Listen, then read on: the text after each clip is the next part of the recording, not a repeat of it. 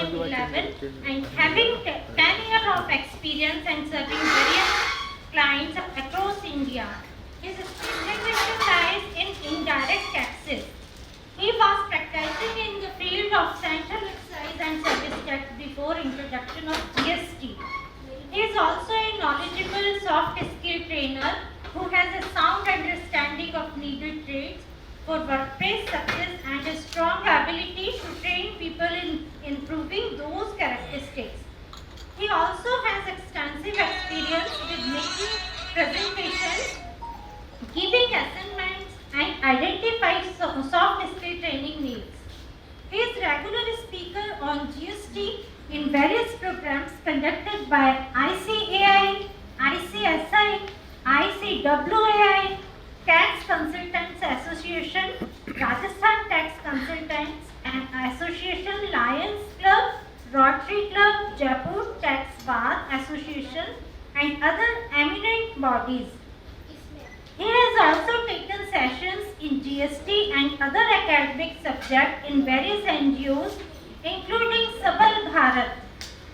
He is also a regular speaker in various programs conducted by Rotary, Bapu Nagar, Jaipur, Sattva Bharat, Lions Club, Jaipur, ICMAI and other local bodies for educating professionals. Now I request to Mr. Varun Khandelwal ji for their session on business laws, taxation and related laws. Mr. Varun Khandelwal. So, good afternoon everyone. I hope you have enjoyed the lunch. Yes. So, thank you Majorly Subhash ji, RK Sansthan and the organizers of this conference for allowing the opportunity to come and speak before you. So my topic for today is... It would be good if you speak in Hindi. Okay sir. And it's necessary then you can... No problem sir. So मेरा topic यहाँ पर है business laws and allied laws. So basically जिस sequence में हम बात करेंगे वो हम ऐसे बात करेंगे कि सपोज कीजिए किसी को एक नया बिजनेस स्टार्ट करना है. So what all options do we have. हमारे पास ऑप्शंस क्या हैं. हम जब मोबाइल खरीदने जाते हैं सो हमारे पास ऑप्शन होता है कि हमको MI लेना है, रेडमी लेना है, रियलमी लेना है, एप्पल लेना है. सेगमेंट वाइज, यूज वाइज हमारा यूज क्या है. क्या हमारा यूज कैमरा है, क्या हमारा यूज प्रोसेसर है, क्या हमारा यूज दिखाना है, डिपेंड्स. सो जब हम कोई बिजनेस स्टार्ट करते हैं सो हमारे पास मल्टीपल ऑप्शंस होते हैं जो हम एक्सप्लोर करते हैं कि हमें कौन सी टाइप ऑफ एंटिटी फॉर्म करनी चाहिए जिससे हम हमारी रिक्वायरमेंट्स को कंप्लीट कर पाए. मुझे प्रैक्टिस करते हुए 11 इयर्स हो गए और बहुत सारे यंग लोग मेरे पास आते हैं 20, 21, 22 इयर्स के कि हमको तो कंपनी बनानी है. अरे सर सुनो तो सही, क्या बनाना चाहते हो. हमको तो प्राइवेट लिमिटेड कंपनी बनानी है, मुझे तो डायरेक्टर ही बनना है. क्यों. मेरी तरफ से क्वेश्चन आता है क्यों. बस पता नहीं. डायरेक्टर वर्ड अच्छा लगता है सुनने में. जब मैं विजिटिंग कार्ड पे डायरेक्टर लिखूंगा तो मुझे बहुत अच्छा लगेगा. अच्छा लगना इज नॉट द सॉल्यूशन. और उसके चक्कर में हम कई चीजों को खराब नहीं कर सकते. Am I clear? So उसी एनालॉजी में बात करेंगे कि कौन सी चीज हमको कौन सा ऑर्गेनाइजेशन स्ट्रक्चर चूज करना चाहिए और वो भी डिपेंड करता है कि हमारी रिक्वायरमेंट्स क्या है. ऑलराइट चलिए. So common types of business entity जो हम सुनते हैं वो नेमली ये 6 तरीके की है. Soul proprietorship firm.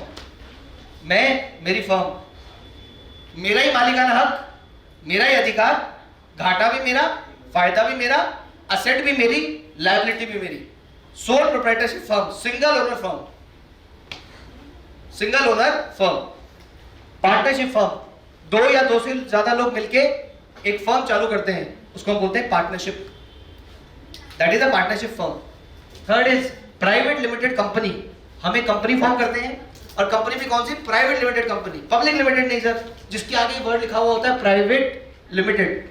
Reliance India limited, Reliance industries limited, वहां प्राइवेट लिमिटेड वर्ड नहीं होता, वहां वर्ड होता है पब्लिक लिमिटेड. वहां वर्ड होता है सिर्फ लिमिटेड. वो प्राइवेट लिमिटेड नहीं है, वो क्या है, पब्लिक लिमिटेड है. और पब्लिक लिमिटेड और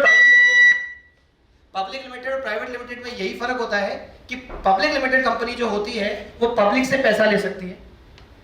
हम जो शेयर्स खरीदते हैं रिलायंस के, वो पैसा कौन है, रिलायंस के पास है. और प्राइवेट लिमिटेड कंपनी पब्लिक से शेयर्स, पब्लिक से पैसा नहीं ले सकती। देखेंगे सर आगे। Next is limited liability partnership, LLP.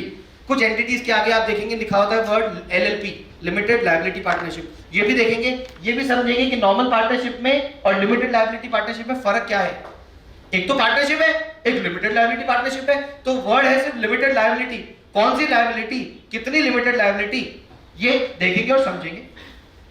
Then it is one person company.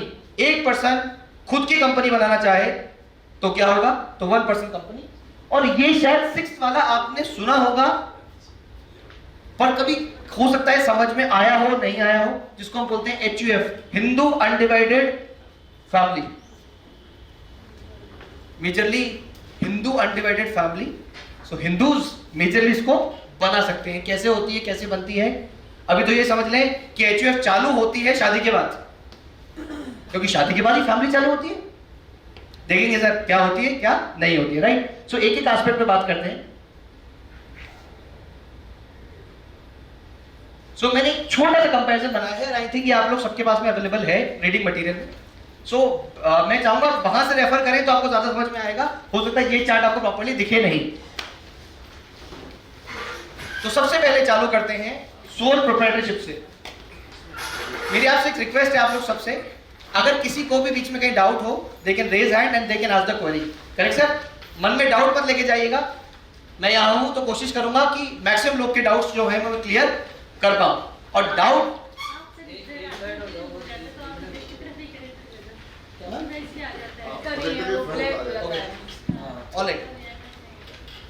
Clear.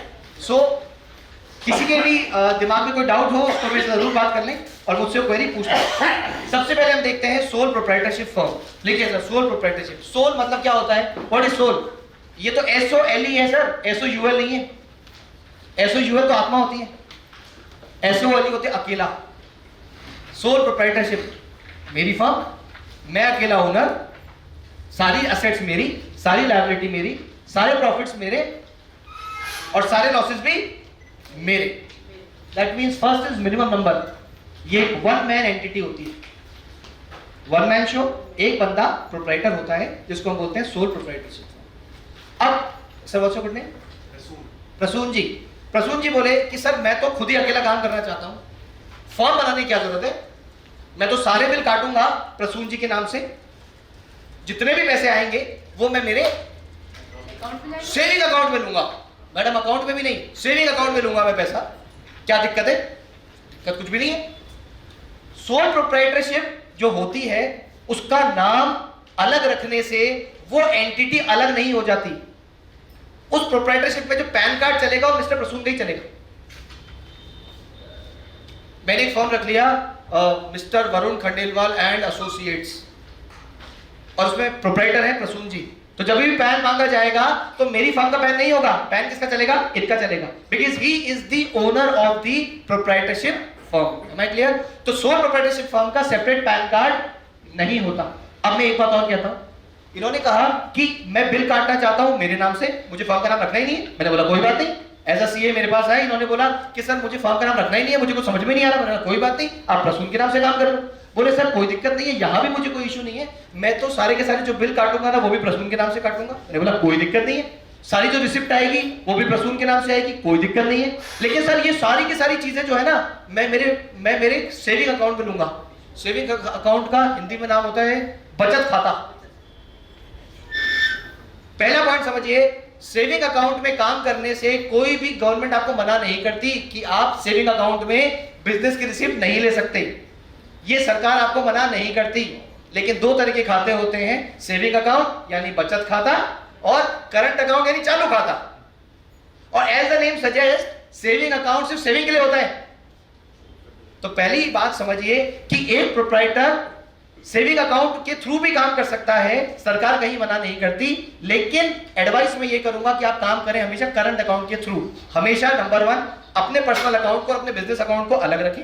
Number 2, जैसे इस खाते का नाम ही है बचत खाता, तो इसमें कौन सी चीज आनी चाहिए जो मेरी बचत की है, मेरी बिजनेस की रिसिप्ट में नहीं आनी चाहिए। तीसरी चीज, सेविंग बैंक जनरली डिपार्टमेंट की रडार पे रहता है। आप बहुत ज्यादा कैश जमा कराएंगे तो डिपार्टमेंट के नाम का क्वेश्चन, आप बहुत ज्यादा कैश निकालेंगे तो डिपार्टमेंट अगेन आस्क का क्वेश्चन। पर करंट अकाउंट में अगर कैश जमा होता है या करंट अकाउंट से कैश निकलता है तो जनरली ऐसा डिपार्टमेंट मानती है कि ये बिजनेस का ही होगा। तो कभी भी आप सोल प्रोप्राइटरशिप फर्म चालू करें, हमेशा उस फर्म का एक अकाउंट खुलाएं ही खुलाएं। Am I clear? So this is sole proprietorship number 1 minimum. Yes sir. इसमें पूछना चाह रहा था कि कोई या कोई सोल प्रोप्राइटरशिप है, वो ये कहता है कि फर्म का नाम तो ये रहेगा जैसे प्लेटिनम एंटरप्राइजेज। Correct sir. लेकिन जब मैं मान लो किसी को पेमेंट कर रहा हूँ मैं, Correct sir. लेकिन पेमेंट मेरे अकाउंट में जाना पड़ेगा कि इस फर्म का अकाउंट नहीं है, Correct sir. वो लिख के देता है। Correct. ऐसी स्थिति में बैठिए सर एक बार प्लीज। सर ऐसी स्थिति में ये होगा कि आपको क्या करना पड़ेगा, आपको बैंक में फर्म के नाम से अकाउंट खुलवाना पड़ेगा। अब आपके पास में सोल प्रोप्राइटरशिप का तो प्रूफ ही नहीं है, तो मैं आगे जाके आपको बताऊंगा कि जनरली बैंक ये बोलते हैं कि जब आप सोल प्रोप्राइटरशिप फर्म का अकाउंट खुलवाना चाहते हो तो 3 में से कोई भी 2 रजिस्ट्रेशन लेकर आ जाओ, हम आपका अकाउंट खोल देंगे। नंबर 1, आपको लगे कि आपको जीएसटी में रजिस्ट्रेशन कराना है तो आप जीएसटी में रजिस्ट्रेशन करा लो, लेकिन अगेन जीएसटी में रजिस्ट्रेशन कराने के लिए आपकी जो टर्नओवर होना चाहिए वो 20 लाख से ज्यादा होना चाहिए। अब आप ये सोचोगे सर मैं तो अभी मैंने तो मेरा बिजनेस चालू किया है, पता नहीं मेरा टर्नओवर 20 लाख से ऊपर होगा या नहीं होगा, तो मैं जबरदस्ती जीएसटी के झंझट में क्यों पढूं? क्योंकि जब मैं अगर जीएसटी के झंझट में पढ़ूंगा तो मुझे हर महीने रिटर्न भरनी पड़ेगी, डिपार्टमेंट को पता चलेगा कि मेरी एक एंटिटी है, मुझे 10 तरह की कंप्लायंस करनी पड़ेगी।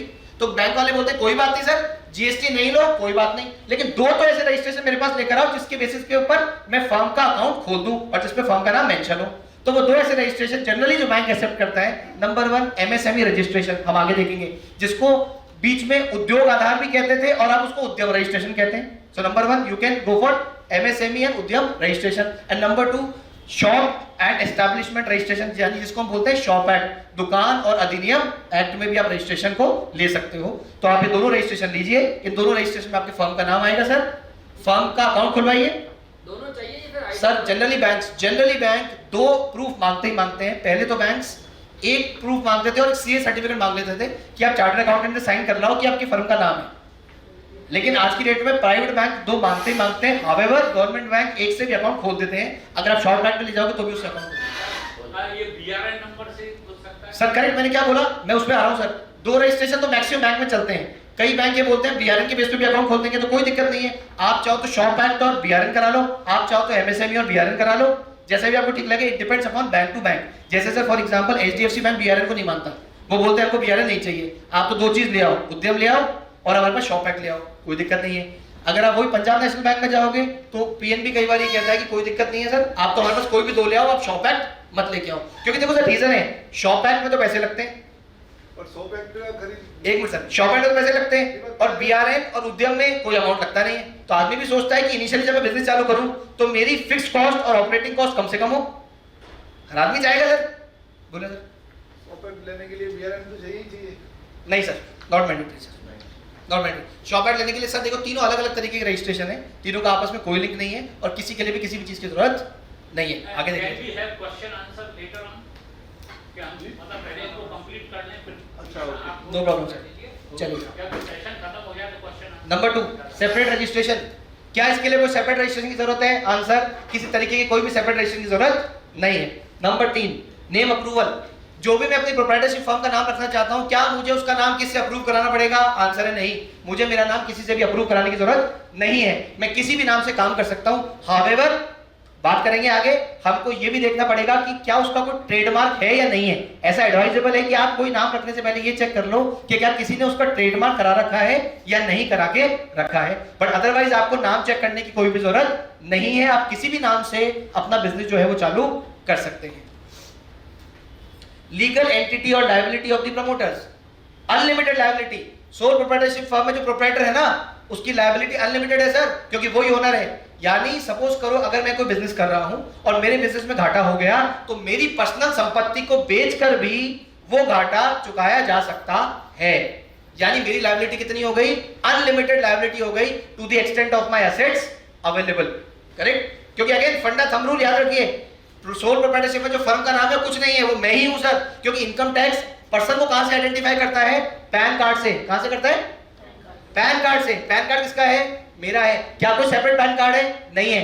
यानी मैं ही ओनर हूं, मेरा ही पैन कार्ड है, तो मेरी लायबिलिटी क्या है? अनलिमिटेड लायबिलिटी है। Next is members. कितने मेंबर्स इसमें हो सकते हैं? एक ही पर्सन होगा और एक उसको हम क्या बोलेंगे? प्रोप्राइटर बोलेंगे।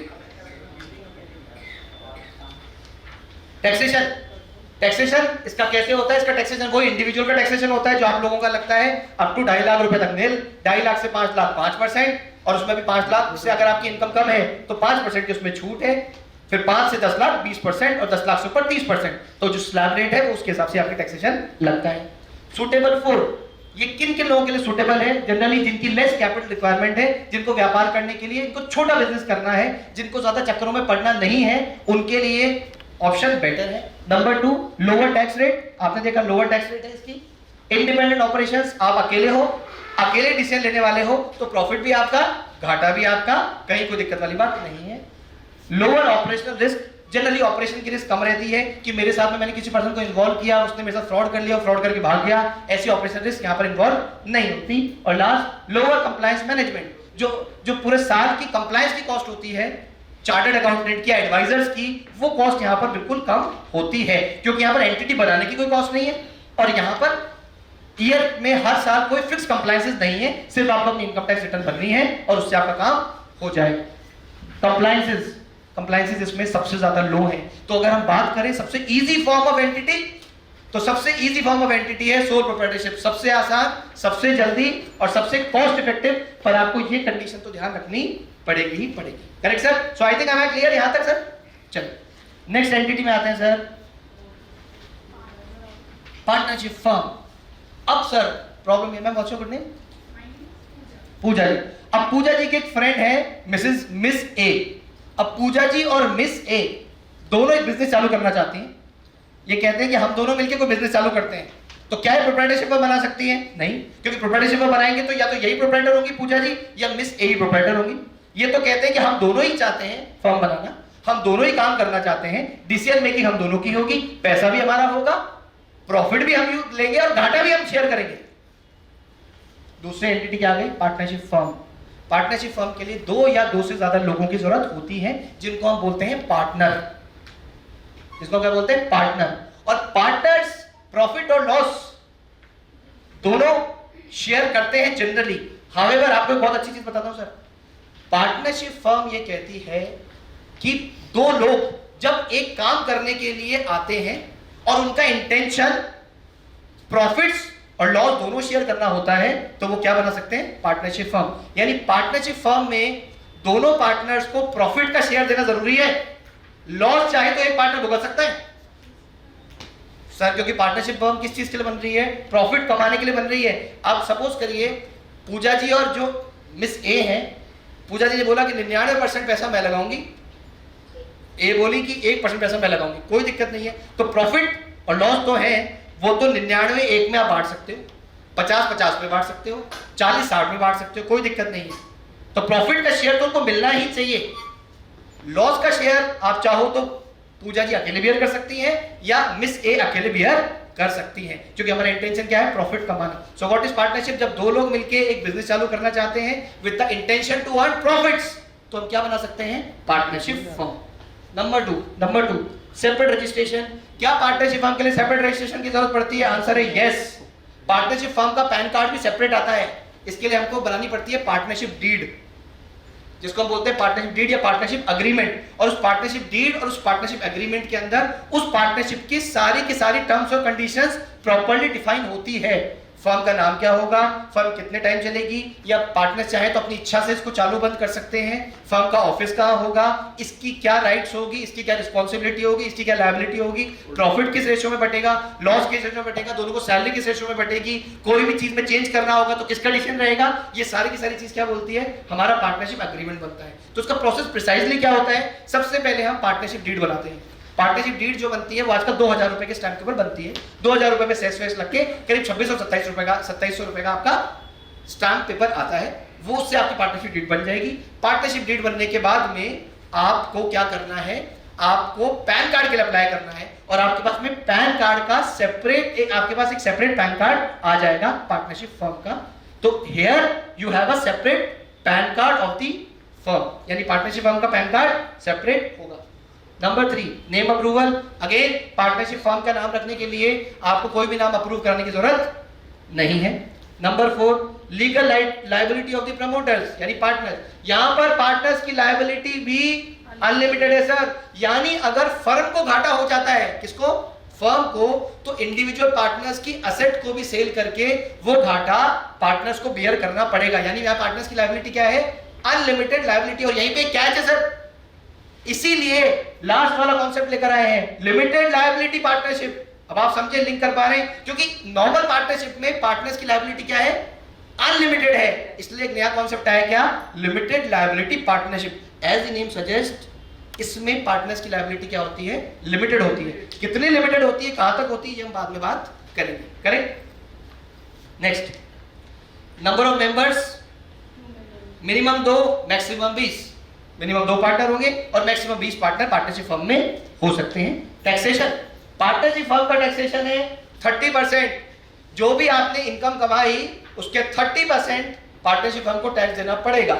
आपने 100 रुपए की आपने सर्विस दी, जिसमें से 40 रुपए का आपका खर्चा हुआ, आपका 60 रुपए बचे।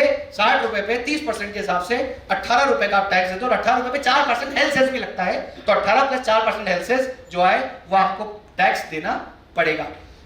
पार्टनर्स की इंडिविजुअल इनकम टैक्स रिटर्न अलग जाएगी और पार्टनरशिप फर्म की इंडिविजुअल रिटर्न अलग जाएगी, क्योंकि यह पार्टनरशिप फर्म एक सेपरेट एंटिटी हो गई जो सेपरेट, जिसका एक सेपरेट पैन कार्ड है। सूटेबल फॉर, कहां तक सूटेबल है? नंबर 1, जब 2 या 2 से ज्यादा लोग कोई बिजनेस चालू करना चाहते हैं। Number 2, can be a platform before entering into a company. देखिए यहां पर भी क्या है, इसको भी समझिएगा, इसको बाद में डिस्कस करेंगे। अगर आपको भविष्य में कंपनी बनानी है और आपको लगता है मैं अभी कंपनी नहीं बनाना चाहता, मैं चाहता हूं कि अभी मैं बिजनेस नॉर्मली करूं, अगर हमारी पार्टनरशिप चल गई तो हम कंपनी बना लेंगे, तो उसके लिए बेस्ट ऑप्शन क्या है? पहले पार्टनरशिप फर्म बना लो और फ्यूचर में आप उसको कंपनी बनाने की सोच सकते हो, अगर सब कुछ सही रहा तो अगर आपको लगता है कि भविष्य में हमको कंपनी बनानी है, अभी हम ट्रायल बेसिस पे काम कर रहे हैं, तो पार्टनरशिप फर्म आपके लिए एक अच्छा ऑप्शन है। Next, personal income and professional income to be separate. आप चाहते हैं कि पार्टनर की इंडिविजुअल इनकम सेपरेट रहे और फर्म की इनकम सेपरेट रहे, तो भी आप क्या बना सकते हैं? पार्टनरशिप फर्म बना सकते हैं। Right sir, am I clear? चलिए sir, private limited company, again a very good concept. सरकार इसको बहुत प्रमोट कर रही है और प्रमोट इसलिए कर रही है कि लोग जनरली कंपनी ज्यादा से ज्यादा बनाए, ये सरकार की मंशा है। इस मंशा को आगे बढ़ाने के लिए सरकार ने कंपनी बनाने की जो कॉस्ट है उसको बहुत कम कर दिया है। आज की डेट में आप 1 लाख रुपए की कंपनी 2100 रुपए में बना सकते हो। गवर्नमेंट फीस सिर्फ कितनी? 2100 रुपए, यानी पार्टनरशिप फर्म की कॉस्ट से भी कम।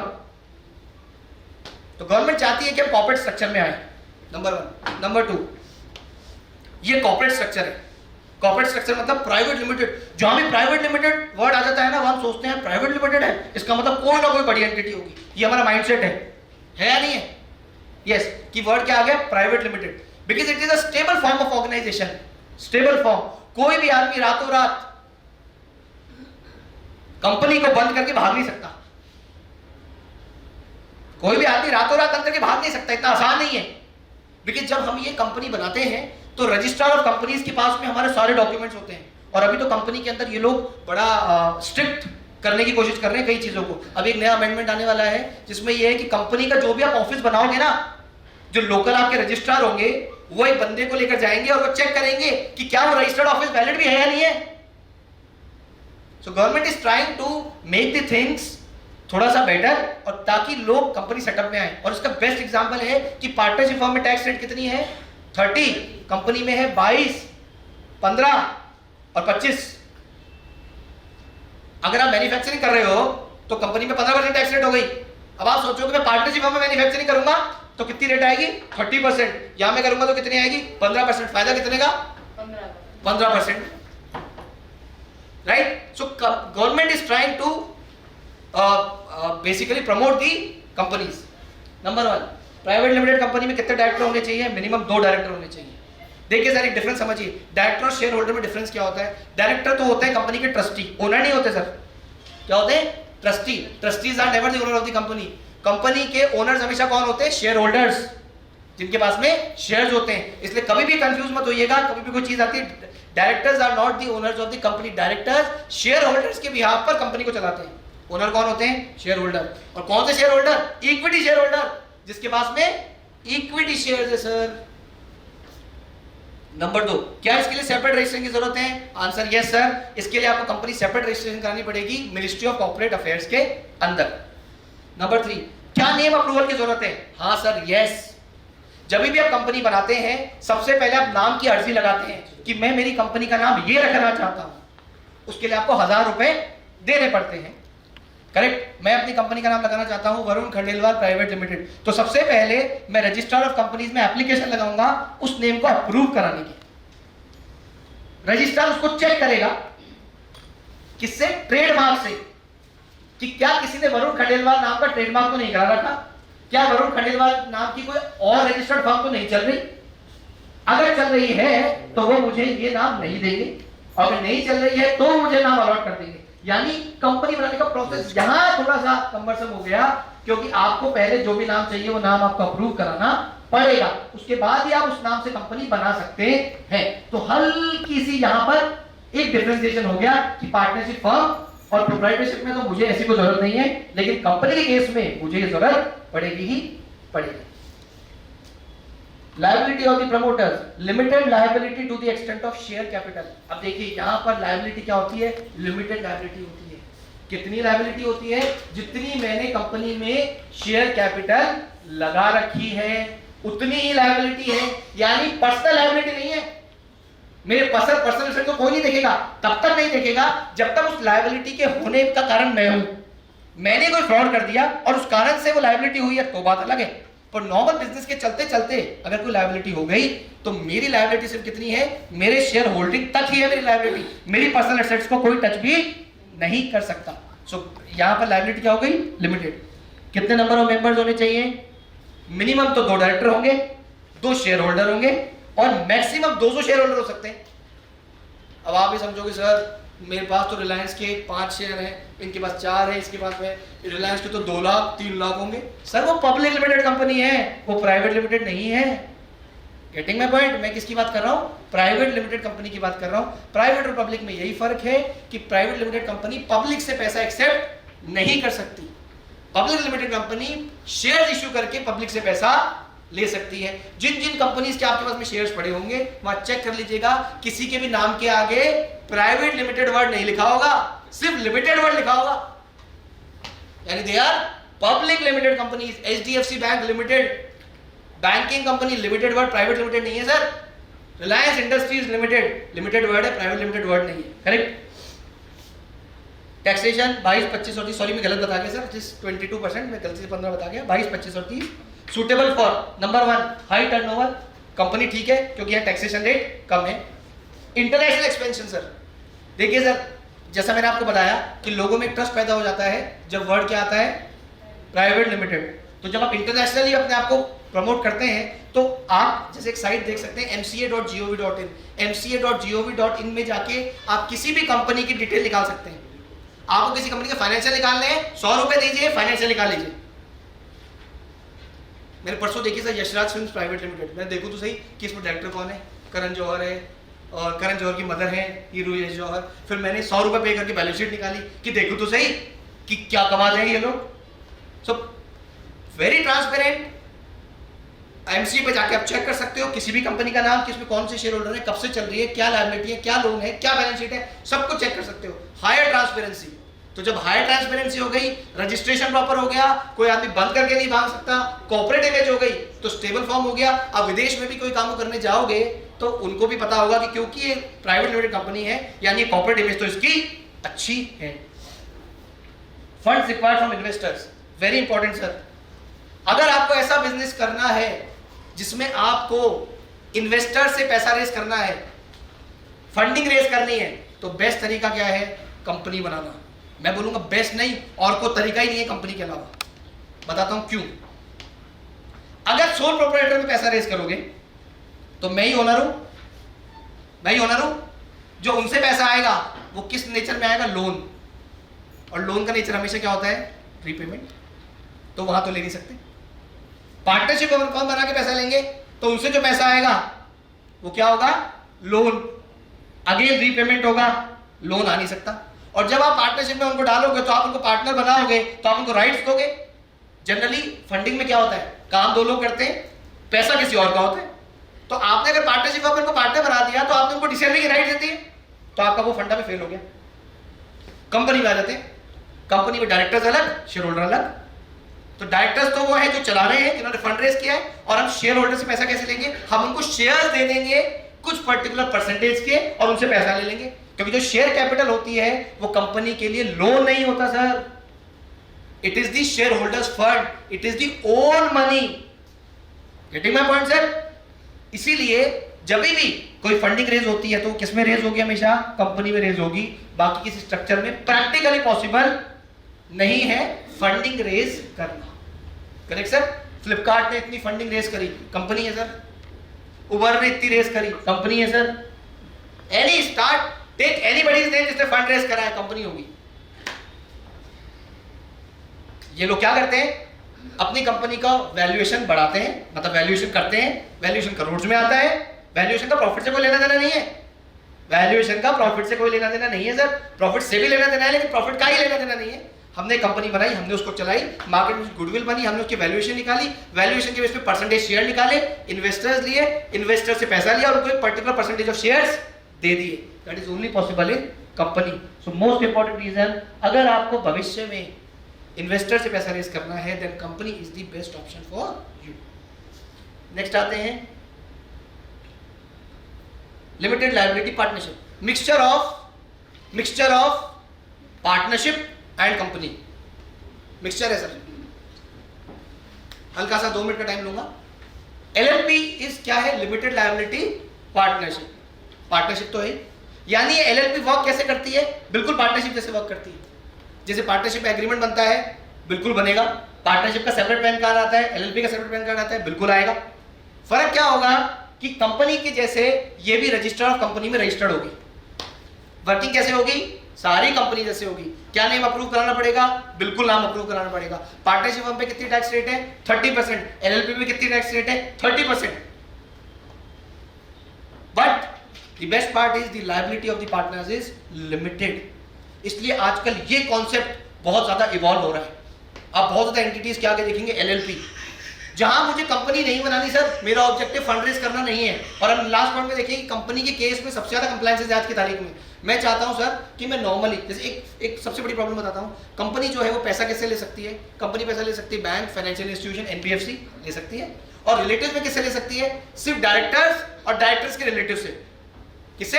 डायरेक्टर और डायरेक्टर के रिलेटिव से पैसा ले सकती है। और डायरेक्टर से भी तब पैसा ले सकती है जब डायरेक्टर का खुद का पैसा हो। डायरेक्टर लोन लेके भी कंपनी को नहीं दे सकता। रेस्ट्रिक्शन आ गया सर।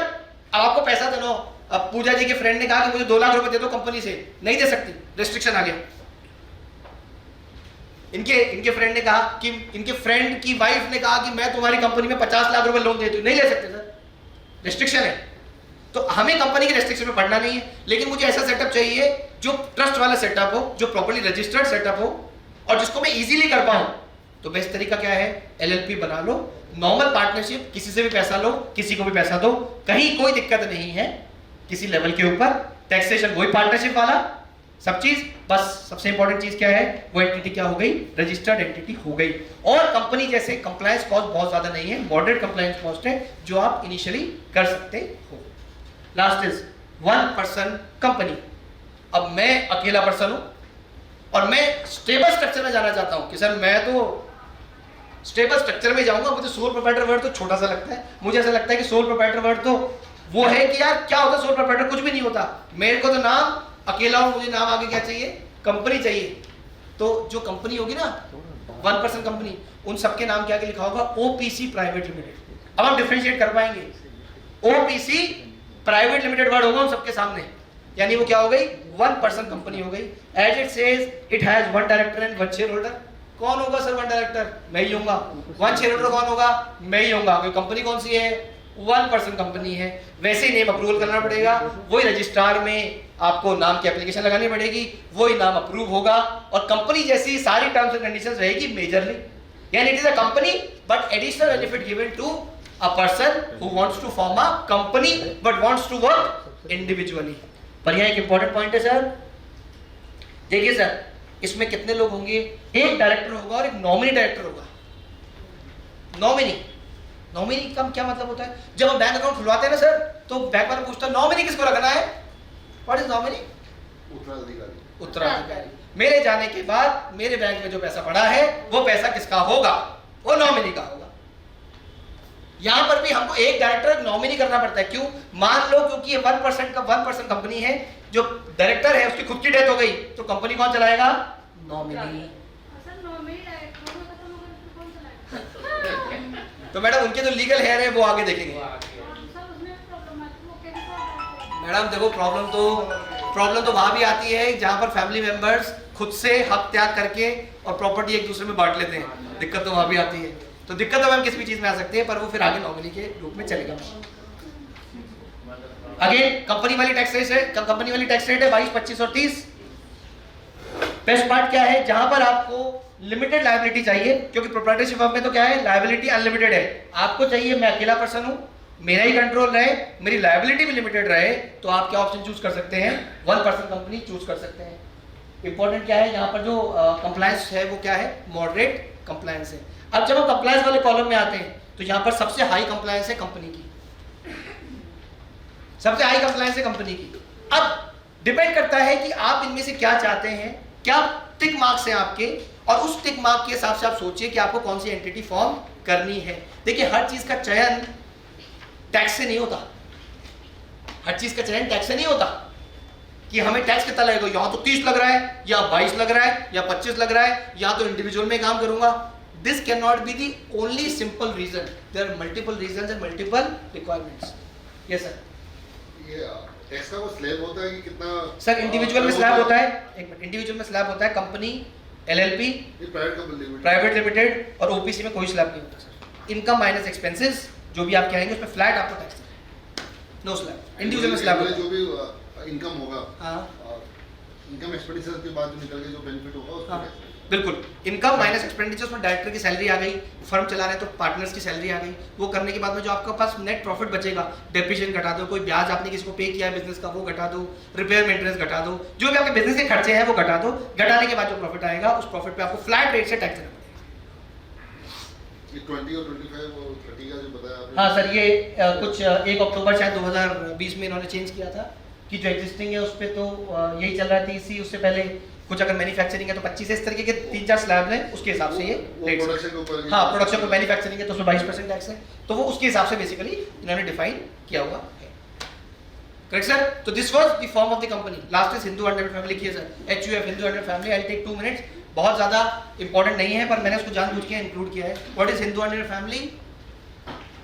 हिंदू, कैथलिक्स ये लोग मिलके, सिख ये लोग मिलके हिंदू अनडिवाइडेड फैमिली बना सकते हैं, मुस्लिम्स नहीं बना सकते हैं, because the word is Hindu undivided family.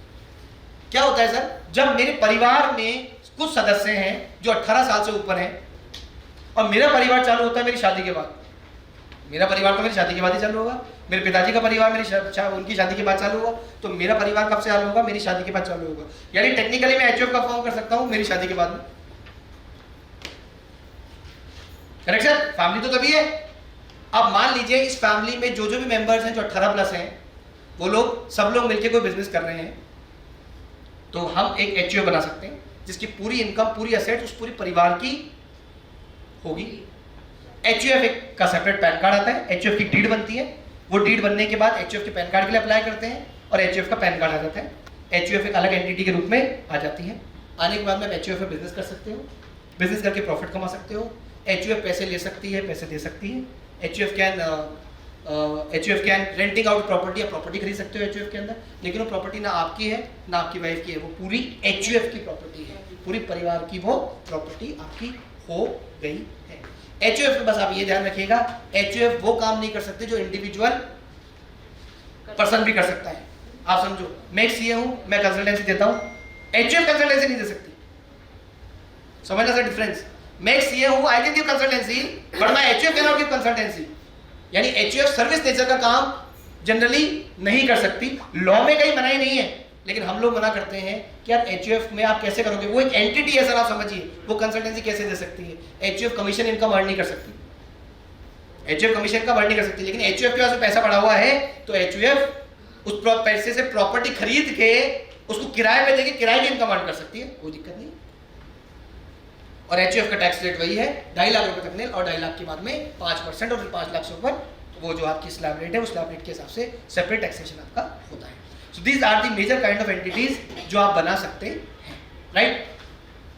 चलिए आगे बढ़े।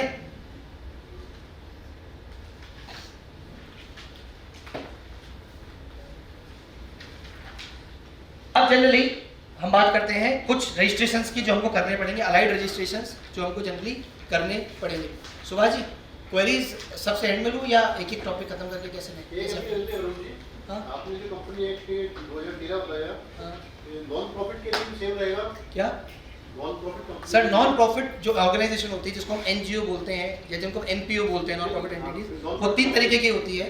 नंबर 1 एनजीओ जो आप बनाते हैं, सॉरी, एक तो आपकी हो गई ट्रस्ट, एक आपकी हो गई सोसाइटी, और एक कंपनीज एक्ट में एक स्पेशल प्रावधान है जिसको हम बोलते हैं सेक्शन 8 कंपनी, जिसको हम बोलते हैं non profit company, section 8 company. वो सेक्शन 8 कंपनी भी जो बनेगी वो कंपनीज एक्ट 2013 के अंतर्गत ही बनेगी। एक्चुअली सर क्या है, कंपनीज एक्ट शुरू से था 1956, जैसे इनकम टैक्स एक्ट है 1961, वैसे इनिशियली था कंपनीज एक्ट 1956। 2013 में ये नया एक्ट ले आया कंपनीज एक्ट 2013 के नाम से, और उन्होंने पूरे एक्ट में चेंज कर दिया, मेजर चेंज कर दिया, मतलब मान के चलो पूरा एक्ट ही बदल दिया। तो अब हम क्या बोलते हैं, तो 19 जो 2013 वाला एक्ट था उसने 1956 को ओवरराइड कर दिया, तो वो कौन सा एक्ट हो गया, कंपनीज एक्ट 2013। तो अगर आप जो सोसाइटी और ट्रस्ट रजिस्टर कराएंगे वो कंपनीज एक्ट में रजिस्टर नहीं होगी, लेकिन अगर सेक्शन 8 नॉन प्रॉफिट कंपनी चालू करना चाहते हैं तो वो कंपनीज एक्ट 2013 में ही बनेगी। मेरा सवाल ये है कि कंपनी एक्ट 2013 सेक्शन 8 के अंदर हम लोग जाते हैं नॉन प्रॉफिट कंपनी बनाने के लिए, तो जो प्रोसेस है वो सेम रहेगा जैसा आपने किसी हाँ बिल्कुल सर, करेक्ट। नेम अप्रूवल कराना रहेगा, आपको नेम अप्रूवल कराना रहेगा, ये चीज़ कराना है कि हालांकि इसके केस में आपको कुछ अलग से और डॉक्यूमेंट्स लगाने पड़ेंगे, कुछ और अलग से आपको अप्रूवल लेनी पड़ेगी। आप जो भी वो काम कर रहे हो, कौन सा कर रहे हो नॉन प्रॉफिट वाला काम, वो सब आपको अप्रूवल्स लेनी पड़ेगी, पर मेजर जो प्रोसेस है, मेजर प्रोसेस वो सेम रहेगा। सर एक और जैसे कारपोरेट सेक्टर से कुछ पैसा लेने, कारपोरेट मिनिस्ट्री में उसका रजिस्ट्रेशन करवाना है, जैसे डिजिटल साइन के लिए हाँ। से बोल रहे हैं सर, उसका भी थोड़ा सा टच डालना। वो जो एनजीओस के लिए देंगे लेकिन उसके लिए अलग से सर्टिफिकेट चाहिए, वो जो मिनिस्ट्री। अब डीएससी की बात करें, डिजिटल सिग्नेचर सर्टिफिकेट की, सीएसआर वर्क की सर वो आगे बात करेंगे, वो हमने पूरा टॉपिक कम कर रखा है, सीएसआर का मैंने ऐसे टॉपिक कर रखा है। सर एक चीज, ये फार्मर प्रोड्यूसर कंपनी जैसे हम लोग भी फार्मर से काम करते हैं, तो वो कंपनी की क्या प्रोसेस है और उससे क्या? सर देखिए, कंपनी बनने का मेजर प्रोसेस तो सेम है, सेम है। उसमें तो फिर वो जो आपका पंचायत है उनसे भी कोई अप्रूवल लगती है हाँ। प्रोड्यूसर कंपनी के अंदर। तो और आजकल प्रोड्यूसर कंपनी में भयंकर रडार में आई हुई है प्रोड्यूसर कंपनी, रडार में कैसे आई? नाबार्ड भी इसको सपोर्ट करता है और मिनिस्ट्री भी उसको फाइनेंस करती है। लेकिन तो आप हाँ, लेकिन हम एनजीओस का जो एंटरप्राइज डेवलपमेंट की बात करते हैं, तो रूरल एरिया में मान लो फार्म एक्टिविटी या कोई इस तरह की है, तो उसको फार्मर प्रोड्यूसर कंपनी में डाइवर्ट करके या उसको रजिस्टर करवा के उससे बिजनेस स्टार्ट कर सकते हैं। हाँ, कर सकते हैं।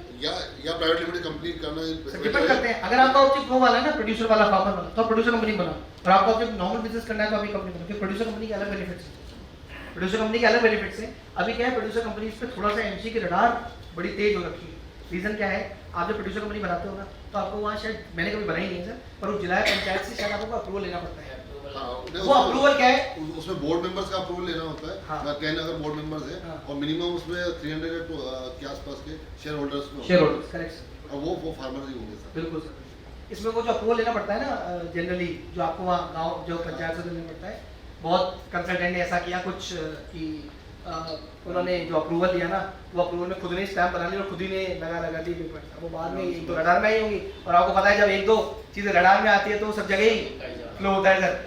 अभी जैसे हुआ था ना सर, किसका मिड डे मील वाला जो मैटर हुआ था सर, पटवारी से मांगते हैं सर सत्यापित करवा। क्या सर? हाँ, पटवारी या तहसील। वो जो सत्यापित वाला है ना, वो सत्यापित वाला का कोई इशू हुआ है अभी, इसलिए पूरे मतलब ऑल ओवर इंडिया में प्रोड्यूसर कंपनी इसमें भयंकर रडार है सर। अभी मैं ये नहीं बोला मत बनाओ, पर मैं बता रहा हूँ कि थोड़ा इस चीज़ का ध्यान रखना, क्योंकि अभी मेरे नोटिस में आया था इस तरीके के मैटर्स थोड़े से हाई हो रहे हैं। सर हाँ सर। मेरा एक सवाल है, जैसे एनजीओस अगर काम कर रहे हैं और उन्होंने एसएचजीज वगैरह बना रखी, सेल्फ हेल्प ग्रुप्स, चलना है सेल्फ हेल्प ग्रुप्स हाँ, बना रखे हैं हाँ, गाँव में, हाँ। तो और अगर वो मान लीजिए हैंडीक्राफ्ट्स का काम कर रहे हैं या सिलाई स्विंग सेंटर का कुछ काम कर रहे हैं या मसाले का कोई काम कर रहे हैं, तो वो किस प्रोसेस से? सर अपना एनजीओ का सेपरेट लिया हुआ है। अच्छा, एनजीओ मैंने सेपरेट लिया हुआ है, ठीक। ठीक है सर। चलो अब वो 80G 1288 मैंने सब नीचे सेपरेट लिया हुआ है सर, अभी उसमें details. Next is other type of registration जो आपको कराने पड़ेंगे, एंसिलरी रजिस्ट्रेशन जो आपको कराने पड़ सकते हैं। शॉप एंड एस्टैब्लिशमेंट एक्ट, जिसको हम बोलते हैं दुकान अधिनियम एक्ट, नंबर 1, ये स्टेट वाइज होता है सर, हर स्टेट का अलग होगा। राजस्थान में है तो राजस्थान का अलग होगा, महाराष्ट्र का तो महाराष्ट्र का अलग होगा। ये बेसिकली स्टेट रजिस्ट्रेशन है, ये सेंट्रल रजिस्ट्रेशन नहीं है। जैसे आपने कंपनी बनाई, एमसीए में रजिस्टर करवाया, मिनिस्ट्री ऑफ कॉर्पोरेट अफेयर्स में, एक रजिस्ट्रेशन अलग स्टेट में कुछ भी कराने की जरूरत नहीं है, पर यहाँ आपको अलग अलग कराने की जरूरत है। रिटेल और होलसेलर को कराने की जरूरत है, सारे दुकानों को कराने की जरूरत है, सारे प्रतिष्ठानों को कराने की जरूरत है। शॉप एक्ट में legal recognition of the establishment, इससे क्या होता है, आपके शॉप को रिकॉग्निशन मिलता है कि वो रजिस्टर्ड शॉप है। Evidence proof for bank and business account, मैंने जब इसे बताया कि अगर आप सोल प्रोप्राइटरशिप फर्म चालू करते हैं तो टेक्निकली आपके पास में कोई नाम का प्रूफ होता नहीं है। शॉप एक्ट आपको बेसिकली बिजनेस का नाम देता है और बैंक अकाउंट खुलवाने में भी हेल्पफुल है। स्टेट वाइज रजिस्ट्रेशन जो मैंने आपको बता दिया, क्या क्या डॉक्यूमेंट चाहिए सर, सारी लिस्ट तो नहीं है, लिस्ट कभी कभार ऊपर नीचे होती रहती है, पर एक ब्रॉड लिस्ट मैंने आपको बताई है। आईडी प्रूफ चाहिए, पासपोर्ट साइज फोटो चाहिए, photo of the establishment with the employee, आपको एक फोटो चाहिए होती है कि दुकान उस प्रतिष्ठान के बाहर आप खड़े हैं, आपके एम्प्लॉइज खड़े हुए हैं, एक बोर्ड लगा हुआ है और प्रतिष्ठान की फोटो आती है basically. Utility bill, rent agreement, any other proof of identity, और कई बार आईसी कोड की भी जरूरत होती है। नंबर 1, क्या शॉप एक्ट कराना मैंडेटरी है? आंसर है यस। क्या लोग मैंडेटरी इसको कराते हैं? आंसर है नो। 100 में से 4 लोग भी शॉप एक्ट नहीं कराते, सिर्फ वही लोग शॉप एक्ट कराते हैं जो प्रोप्राइटरशिप फर्म में काम करते हैं और जिनका बैंक अकाउंट खुल नहीं रहा। यानी आज की लाइफ में प्रैक्टिकल लेवल पे बात करूं तो शॉप एक्ट का महत्व सिर्फ और सिर्फ बैंक अकाउंट खुलवाने जितना रह गया है, करेक्ट। जबकि it is a mandatory registration, आपको मैंडेटरीली अपने उस प्रतिष्ठान को इस एक्ट में रजिस्ट्रेशन कराना पड़ेगा ही पड़ेगा। सेकेंड इज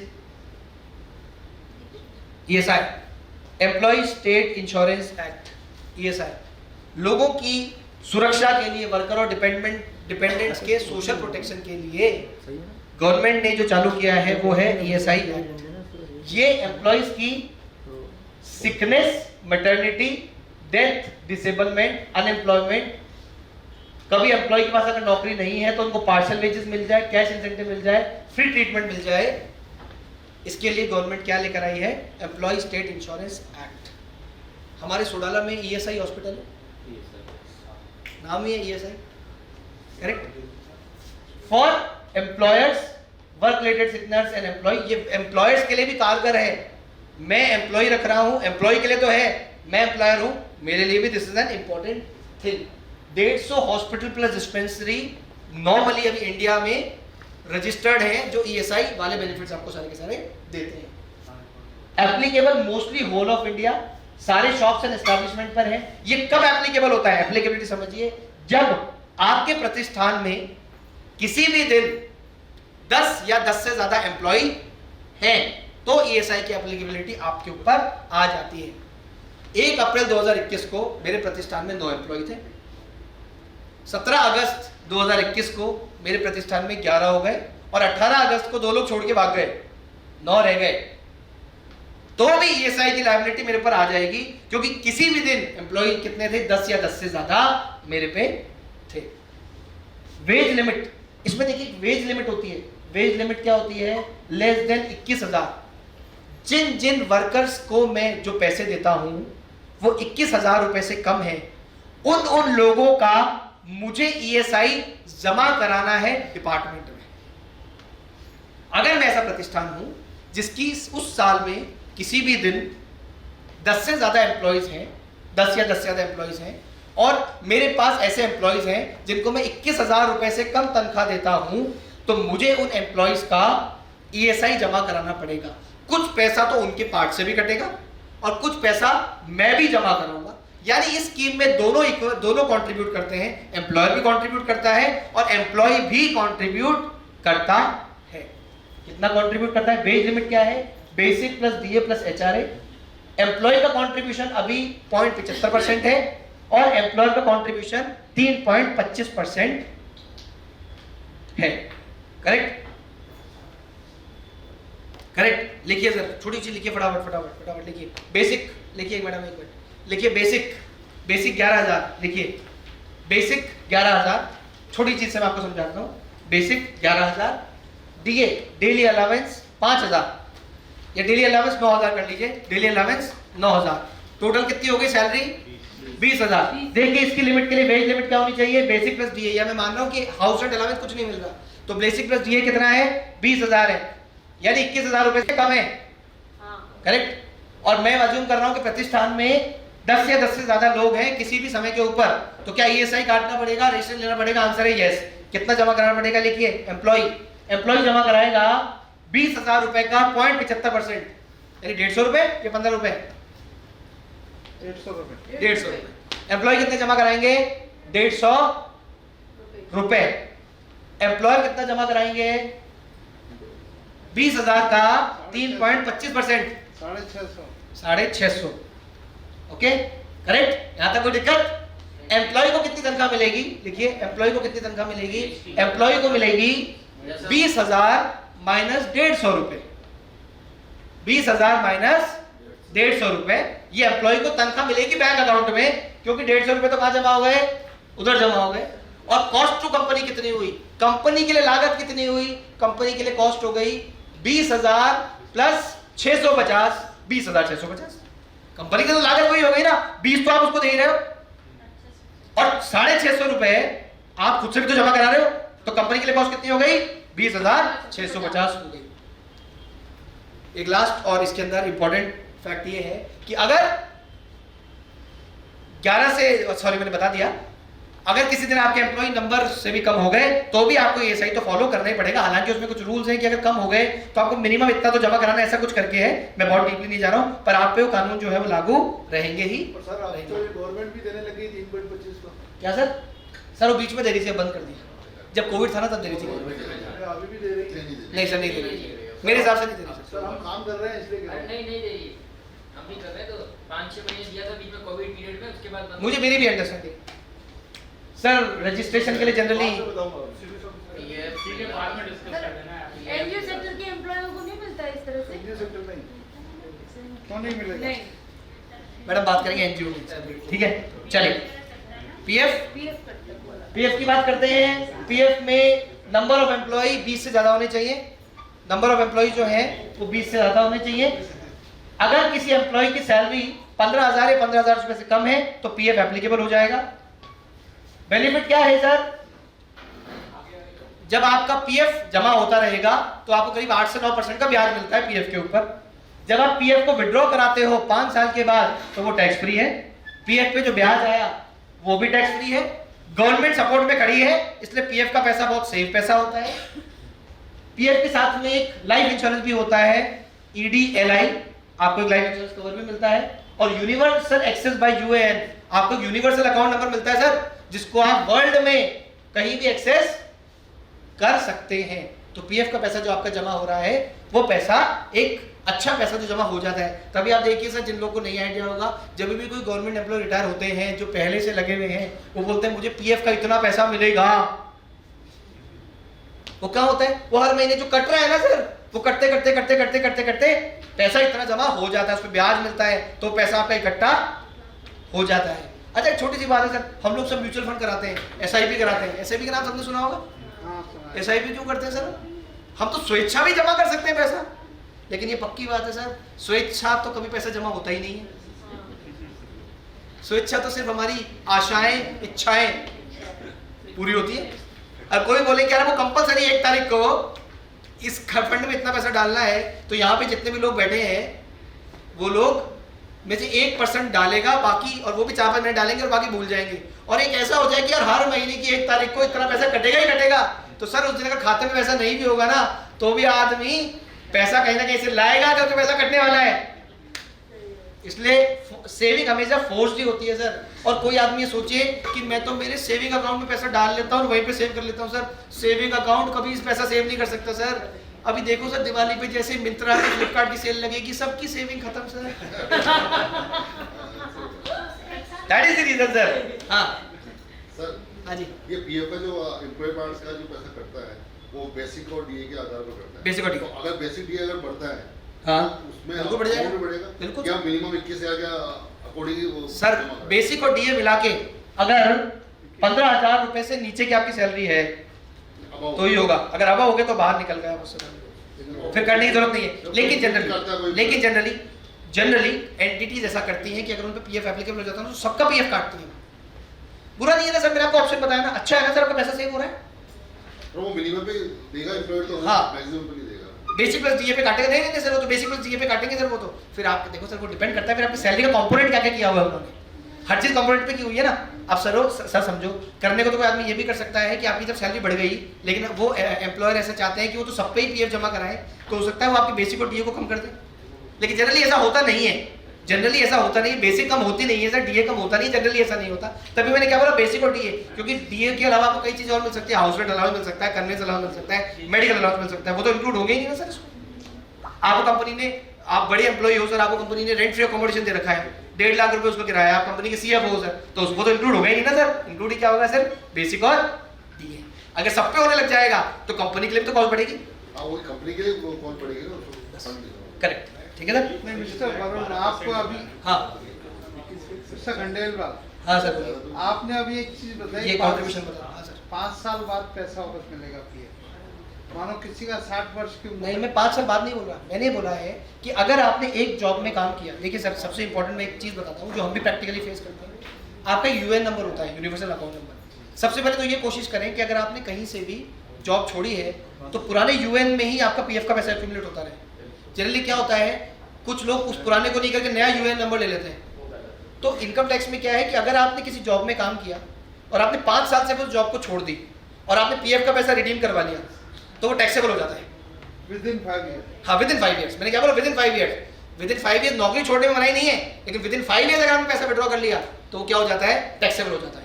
अभी जो लोग इतने टाइम से जॉब कर रहे हैं एक ही जगह, कोई मान लीजिए कोई जलदाय विभाग में जॉब कर रहे हैं या कोई हाउसिंग बोर्ड में जॉब कर रहे हैं और वो एक साथ पैसा निकालते तो वो एग्जेम्प्टेड पैसा है सर। और वैसे वैसे टेक्निकली देखा जाए, आप इसको अदर वे अराउंड देखिए, आपकी सैलरी कितनी थी 20,000 की, कितनी थी सॉरी 14,000 की, आपने टैक्स कितने पे दिया, 14 पे दिया सर, क्योंकि जब आपकी रिटर्न भरी होगी तो इनकम में कितना जुड़ा होगा, 14 ही जुड़ा होगा, तो टैक्स तो आप उस पैसे पे दे ही चुके ना। आपने मान लो पीएफ 500 रुपए कटा फॉर एग्जांपल, तो 14,000 रुपए में से 500 काट के आपको तो मिले 13,500, 500 रुपए चलेगा पीएफ में और आपने टैक्स कितने पे दिया, 14 में दिया, तो जो पीएफ एक्यूमुलेट हुआ है वो आपकी जिस पैसे में टैक्स दे चुके हैं वो तो एक्यूमुलेशन हुआ है, तो अल्टीमेटली ये कहानी है। नहीं, मैं सिर्फ समझने के लिए पूछ रहा हूँ, जैसे एनपीएस अभी चल रहा है ना, भाई गवर्नमेंट तो अब ला रही है अपना पुरानी स्कीम में। एनपीएस में कोई आदमी 55 साल की उम्र से 60 साल की उम्र या 58 साल से 60 साल तक जमा करता है और 60 साल पे रिटायर हो गया, यानी वो काम नहीं कर रहा है, तो क्या उसको पैसा 5 साल बाद लेना होगा इसको इनकम टैक्स बचाने के लिए? आपने कह रहे हैं हमने 2 साल ही काम किया, वहाँ पैसा कहना चाह रहे हैं मेरे को 2 साल कहना चाह रहे हैं सर। मेरे ख्याल से एनपीएस में ऐसा नहीं है, पेंशन वाले में, लेकिन जो आपका पीएफ मिलता है आपको, भाई एनपीएस में तो आपको पेंशन मिलती है। नहीं आप पीएफ जब मतलब हाँ बिल्कुल, फिर आप सही कह रहे हैं, अगर पीएफ की बात करेंगे तो टैक्सेबल होगा। भाई वो तो आप इंडिविजुअल जमा करते हैं ना, वो हाँ। तो सरकार करती है या कोई एनजीओ करती है, आप खुद करते हैं? दोनों करते हैं सर इसमें, देखिए सर इसमें नहीं दैट्स राइट, दोनों की शेयर होता है, लेकिन अगर किसी ने अपना ही किया एनपीएस में किया और मान लीजिए 5 साल किया सर, आप एनपीएस तो देखिए, एनपीएस सेपरेट इशू हो गया, एनपीएस में तो आपको पेंशन मिलेगी, पीएफ में तो आपका पीएफ का पैसा एक साथ मिलेगा, तो जो एक साथ मिलेगा ना पैसा मैं उसकी बात कर रहा हूँ। तो पीएफ का भी एनपीएस में चल हाँ होता है सर, वो 5 साल वाला क्लॉज एप्लीकेबल होगा, वहाँ टैक्सेबिलिटी आएगी। चलिए एमएसएमई आधार उद्योग रजिस्ट्रेशन, अगेन सर एमएसएमई छोटी यूनिट्स, सरकार भी, हाँ सर मैं ब्रेकअप समझाता हूँ सर। देखिए सर, एक मिनट लूंगा सर। ईपीएफ में एम्प्लॉय कंट्रीब्यूट करता है 12%, एम्प्लॉयर भी कंट्रीब्यूट करता है 12%, लेकिन एम्प्लॉयर का जो 12% है ना वो 2 जगह जाता है। ईपीएस एम्प्लॉय प्रोविडेंट फंड में कितना जाता है 3.67%, और एक एम्प्लॉय सिक्योरिटी में कितना जाता है 8.33%, ये तो 12% का बाइफिकेशन हो गया आपका। ईडीएलआई एम्प्लॉय डेवलपमेंट लिंक्ड इंश्योरेंस, उसमें कितना जाता है 0.5%, और 0.5% जाता है ईपीएफ के एडमिनिस्ट्रेशन चार्जेस के अंदर। यानी टेक्निकली एम्प्लॉयर कितना कंट्रीब्यूट करता है 13% कंट्रीब्यूट करता है। 12 तो वो जिसके दो भाग हो गए 3.67 एंड 8.33, और आधा परसेंट इंश्योरेंस का, क्योंकि वो जो फंड है उसका इंश्योरेंस भी तो होना चाहिए, उसके फंड के इंश्योरेंस के लिए 0.5% वो कंट्रीब्यूट करते हैं, और 0.5% जो ये फंड बनता है उसके एडमिनिस्ट्रेशन चार्जेस के रूप में करता है। तो टेक्निकली देखा जाए तो एम्प्लॉयर कितना कंट्रीब्यूट कर रहा है 13% कंट्रीब्यूट कर रहा है। सर इसमें एम्प्लॉयर अपना पैसा भी सेविंग कर सकते हैं? है एम्प्लॉयर अपना पैसा नहीं सर, नहीं सेपरेट ही वो ही रहेगा? नहीं रखा। एमएसएमई सर, सरकार कई बार कहती है, हमारी honourable finance minister Sitharaman ji भी कहती हैं कि लघु उद्योग small entities are the backbone of the country. उसी चीज को प्रमोट करने के लिए ये लेकर आए हैं एमएसएमई रजिस्ट्रेशन। एमएसएमई में अगर आप रजिस्ट्रेशन कराते हैं तो प्रिसाइजली आपको कई तरह के बेनिफिट होते हैं। आपको लोन लेने जाते हैं, एमएसएमई रजिस्टर्ड है तो आपको कई तरह की सब्सिडी मिलती है। आप गवर्नमेंट के कोई लोन्स ले सकते हैं जो एमएसएमई स्कीम में होते हैं। पर्सनली कई स्कीम होते हैं, कई लोन्स होते हैं जो गवर्नमेंट बोलती है हम एमएसएमई को ही देंगे, तो आप एमएसएमई रजिस्टर्ड है तो आप लोन ले सकते हैं, लोन्स में सब्सिडी ले सकते हैं। और गवर्नमेंट के एमएसएमई के ट्रेड फेयर्स होते हैं, उनका भी आपको बेनिफिट मिलता है। और एक सबसे बड़ा बेनिफिट है, अगर आप एमएसएमई रजिस्टर्ड हो और कोई पर्सन आपको पैसा पे नहीं करता, 45 दिन के अंदर, तो जब वो बाद में पैसा देगा तो वो आपको पैसा तो मेन तो देगा ही देगा, उसके अलावा जो बैंक रेट चल रही है आरबीआई की रेट, उसकी मल्टीप्लाई बाय 3 करके ब्याज भी देगा। तो बेसिकली जो एमएसएमई एक्ट है ये आपकी एमएसएमई की राइट्स को भी क्या करता है, प्रोटेक्ट करता है। ये बैंक अकाउंट ओपनिंग के भी काम आता है और ये प्रूफ ऑफ बिजनेस के भी काम आता है। बहुत सिंपल रजिस्ट्रेशन है, आप खुद भी कर सकते हैं सर। आपको केवाईसी के डॉक्यूमेंट चाहिए, पर्सनल बिजनेस की डिटेल चाहिए और आधार नंबर चाहिए। आप बहुत आराम से 5 से 7 मिनट के अंदर एमएसएमई रजिस्ट्रेशन कर सकते हैं। पहले ये चार्जेबल हुआ करता था, अब गवर्नमेंट ने इसको बिल्कुल ही फ्री कर दिया है। अगर आप प्रोप्राइटरशिप फर्म खुलवा रहे हैं तो वहां पर भी ये प्रूफ के रूप में लगता है। और मेरा सजेशन ये है, बिजनेस कोई भी हो उनको एमएसएमई रजिस्ट्रेशन करा लेना चाहिए।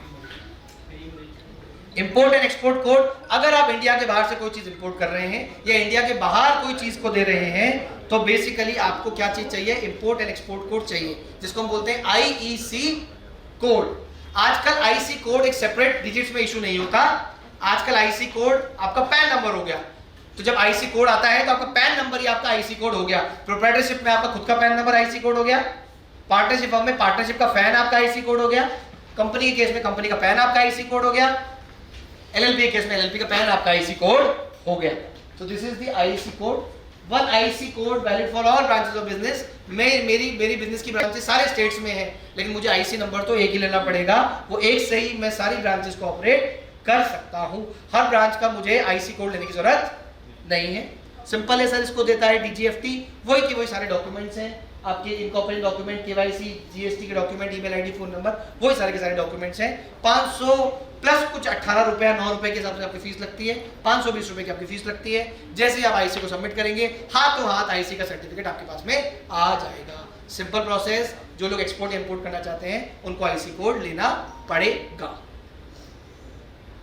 जीएसटी, जब हम जीएसटी चालू हुए थे तो कई सारे मेम आए थे हस्बैंड और वाइफ के बीच में, जीएसटी गलती सारी तुम्हारी।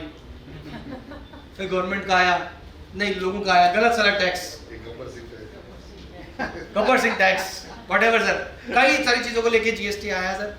अभी भी एक जीएसटी में अलग अलग तरीके की बड़ी रूलिंग्स आती रहती है कि जो तुम खाली दूध पीते हो वो तो दूध है, एग्जेम्प्टेड है, छाछ पीते हो वो एग्जेम्प्टेड है, कर्ड खाते हो वो भी एग्जेम्प्टेड है, लेकिन अगर तुमने फ्लेवर्ड मिल्क पी लिया तो वो दूध नहीं है, वो फ्लेवर है, उसमें 12% लगेगा।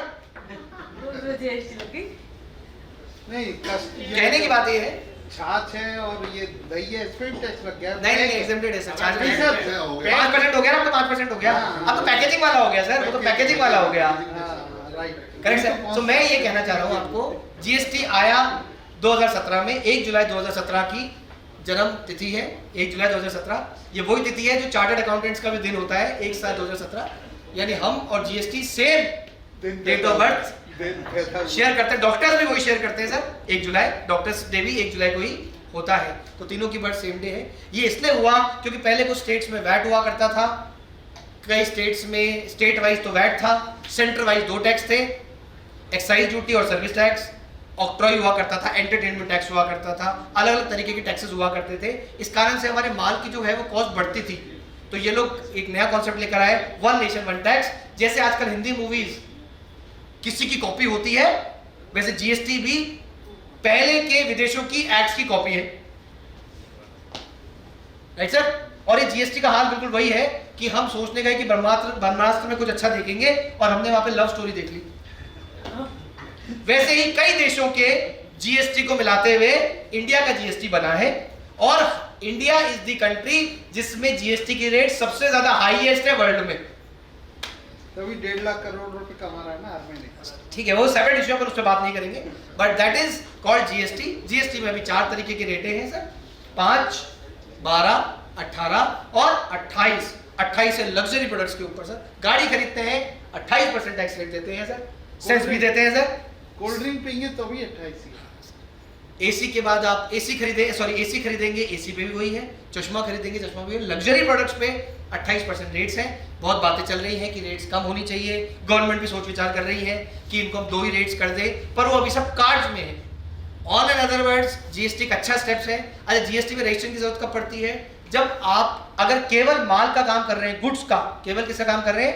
गुड्स का, तब आपको 20 लाख से ऊपर अगर आपका पूरे इंडिया का टर्नओवर क्रॉस होता है तो आपको जीएसटी में रजिस्ट्रेशन लेने की आवश्यकता है। सॉरी, गलत बोल गया मैं। अगर आप सिर्फ गुड्स का काम करते हैं तो आपके लिए जो रजिस्ट्रेशन की लिमिट है वो 40 लाख रुपए की है, और अगर आप गुड्स प्लस सर्विसेज दोनों का काम करते हैं या केवल सर्विसेज देते हैं तो आपकी लिमिट कितनी है? 20 लाख रुपए के ऊपर जाती है, आपको जीएसटी में रजिस्ट्रेशन लेना पड़ेगा। जीएसटी में आपको रिटर्न भरनी पड़ेगी, बड़े टैक्स पेयर हो तो मंथली भरनी पड़ेगी, छोटे टैक्स पेयर हो तो क्वार्टरली रिटर्न आपको भरनी पड़ेगी। और जीएसटी में आपको वो इनपुट और आउटपुट वो सब मिलेगा। टाइम थोड़ा सा अपने पास कम है, इसलिए अपन उसको बहुत ज़्यादा डिटेल में डिस्कस नहीं करेंगे, क्योंकि बहुत ज़्यादा डिटेल डिस्कशन है। आप तो ये बता दीजिए बस कि अगर कोई चीज़ दोनों टैक्स फ्री और टैक्सेबल माल बेचता है और उसका टर्नओवर 1 करोड़ है, टैक्सेबल का उसका लेना पड़ेगा, टैक्सेबल अगर उसका लेना 5 पड़ेगा, लाख है। लेना पड़ेगा। इसमें से एक एग्जाम्पशन है, अगर आप पूरा का पूरा काम वो करते हैं तो exempted है, तो आपको रजिस्ट्रेशन लेने की जरूरत नहीं, तो आपको रजिस्ट्रेशन लेने की जरूरत नहीं है। अगर आप दोनों काम करते हैं तो आपको रजिस्ट्रेशन लेने की जरूरत है, लेकिन टैक्स तो आपको सिर्फ टैक्सेबल पे चुकाना है सर, एग्जाम्प्टेड पे नहीं चुकाना। Correct sir? टैक्स तो आपको टैक्सेबल पे चुकाना है सर, लेकिन रजिस्ट्रेशन तो आपको लेना पड़ेगा। ठीक है सर? जीएसटी का रजिस्ट्रेशन है, जीएसटी की साइट है www.gst.gov.in, वहां पर आप रजिस्ट्रेशन कर सकते हैं। इनको आपको एंटिटी इनकॉर्पोरेट डॉक्यूमेंट चाहिए, केवाईसी चाहिए, यूटिलिटी बिल चाहिए, रेंट एग्रीमेंट चाहिए, फोटो चाहिए, ईमेल आईडी और मोबाइल नंबर चाहिए, और सबसे जरूरी बात, आजकल आधार ऑथेंटिकेशन मैंडेटरी कर दिया है कि आधार से मोबाइल नंबर तो आपका लिंक होना ही चाहिए।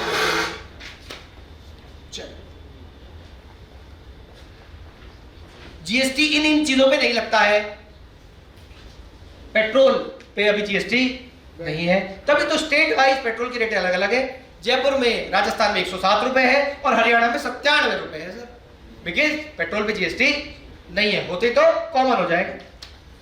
हाई स्पीड डीजल पे भी जीएसटी नहीं है, मोटर स्पिरिट जिसको पेट्रोल बोलते हैं उस पे भी नहीं है, नेचुरल गैस पे भी नहीं है, एविएशन टरबाइन फ्यूल पे भी नहीं है, जो एरोप्लेन में डलता है एटीएफ, और alcoholic liquor for human consumption पर भी नहीं है। तभी लिकर की रेट्स हरियाणा में सस्ती है, गोवा में और सस्ती है, और राजस्थान में महंगी है, बिकॉज ये स्टेट वाइज टैक्सेशन की लेवी में आता है, इसमें अभी जीएसटी नहीं लगता। चलिए सर, आते हैं इंपॉर्टेंट टॉपिक के ऊपर, नॉन गवर्नमेंट ऑर्गेनाइजेशन या non profit organisation, NGO. Sir मैं 5 मिनट ऊपर कर सकता हूँ सेशन को? Thank you. Non government organisation या नॉन प्रॉफिट ऑर्गेनाइजेशन, देखिए सर, बात करते हैं, थोड़ा सा इसको समझते हैं क्या होता है। सॉरी, ये आपकी शायद शीट में इंक्लूड नहीं होगा, मैं सर को मेल कर दूंगा, रियली सॉरी सर, इसका आप लीजिएगा। हाँ, रियली सॉरी, ये मैंने एक्चुअली जब शीट भेजी तो मैंने इसको ध्यान नहीं दिया, दूसरी शीट में था, इसके नीचे था, पर मैं सबको ये तो बहुत इम्पोर्टेंट है सर। हाँ सर, चलिए देखिए सर, थोड़ा सा बैकग्राउंड समझते हैं किस चीज को। आपने एक संस्था बनाई सर, आप चाहते हैं कि मैं कुछ देश के हित में काम करना चाहता हूं, आई वॉन्ट सम ऑब्जेक्ट जो देश के हित में है, वो वुमेन एम्पावरमेंट भी हो सकता है, वो पेड़ पौधे लगाना भी हो सकता है, वो मूक बधिर बच्चों को किस तरीके को पढ़ाना भी हो सकता है, वो सिलाई बुनाई का भी हो सकता है, इट कैन बी एनीथिंग। हम सोचते हैं कि हम कुछ देश के हित में काम करना चाहते हैं और मैं इसमें इस चीज के अंदर शामिल होना चाहता हूं, तो अब आपके पास में 3 ऑप्शन हो गए, आप तीनों में से कोई भी चीज बना सकते हो। सर आप इसको लिख लो, आपको समझ में आएगी जो मैं बता रहा हूँ, उसको सुनते जाओ, लिखते जाओ, आपको काम आएगी सर। ये तो पढ़ने का है, पर आप थोड़ा सा आपको क्लियर हो जाएगी चीजें। तो आपके पास 3 ऑप्शन है। नंबर 1, आप बना सकते हैं सोसाइटी, आप बना सकते हैं ट्रस्ट, और आप बना सकते हैं सेक्शन 8 कंपनी। ये आपके पास 3 औचित्य हैं, 3 ऑप्शंस हैं, औचित्य नहीं सर, 3 ऑप्शंस हैं आपके पास में, इन तीनों में से आप कोई भी बना सकते हैं। Number 2, form for charitable purpose, ये चैरिटेबल पर्पस के लिए बनेगी सर, चैरिटेबल पर्पस के अलावा इनका कोई भी और पर्पस नहीं होगा। अभी गवर्नमेंट ने for the time being section 8 companies बहुत ज्यादा गवर्नमेंट प्रमोट नहीं कर रही है, मेरी नॉलेज के हिसाब से भी सेक्शन 8 कंपनीज बन नहीं रही है। तो अभी अपने पास में आज की डेट में देखें तो 2 ऑप्शंस अवेलेबल है, ट्रस्ट और आपकी सोसाइटी। 80G और 12A, जिसको हम 12AA भी बोलते हैं, 12A, ये दोनों आप साइमल्टेनियसली ले सकते हैं, एक साथ ले सकते हैं सर आप 80G। क्योंकि देखिए सर, जो आदमी सस्ता बना तो क्या बोलता है, सर मुझे 80G और 12AA दिला दें, बस। क्या होता है पता नहीं, आज सोचेंगे कि वो होता क्या है, क्यों लेना होता है सर, जरूरत क्या है उस चीज की। चलिए, क्या आप संस्था बनाने के बाद में, एनजीओ, मैं वर्ड यूज कर रहा हूं एनजीओ, एनजीओ में सोसाइटी भी आ गई और एनजीओ ट्रस्ट भी हो गई, क्या आप एनजीओ बनाने के बाद में लोगों से डोनेशन ले सकते हैं? आंसर है हाँ, ले सकते हैं। क्या आप एनजीओ बनाने के बाद में और 80G और 12AA लगाए बिना लोगों से डोनेशन ले सकते हैं? आंसर है हाँ। डोनेशन लेने में कोई मनाही नहीं है, अनुदान लेने में कोई भी मनाही नहीं है, लेकिन अनुदान लेने के बाद में जो बंदा मुझे अनुदान दे रहा है उसको भी तो छूट मिलनी चाहिए, करेक्ट? जो बंदा अनुदान दे रहा है उसको भी तो छूट मिलनी चाहिए। वो भी तो सोचेगा कि मैं जो अनुदान दे रहा हूं, जो डोनेशन दे रहा हूं, उसके लिए मुझे भी तो इनकम टैक्स बेनिफिट मिलेगा। उसके लिए संस्था को क्या लेना होता है? 80G लेना होता है। यानी 80G किसके पर्सपेक्टिव से हुआ? डोनर के पर्सपेक्टिव से हुआ सर, करेक्ट? और अब इससे थोड़ा सा आगे जाएं, अब समझिए, यहां तक क्लियर हो सर में? अब आगे मेरी बात ध्यान से और सुनिएगा। ये सारे लोगों के पास 80G वाले है ना सर सबके पास में? नहीं है, मेरे पास नहीं है। चलो सर, नेक्स्ट।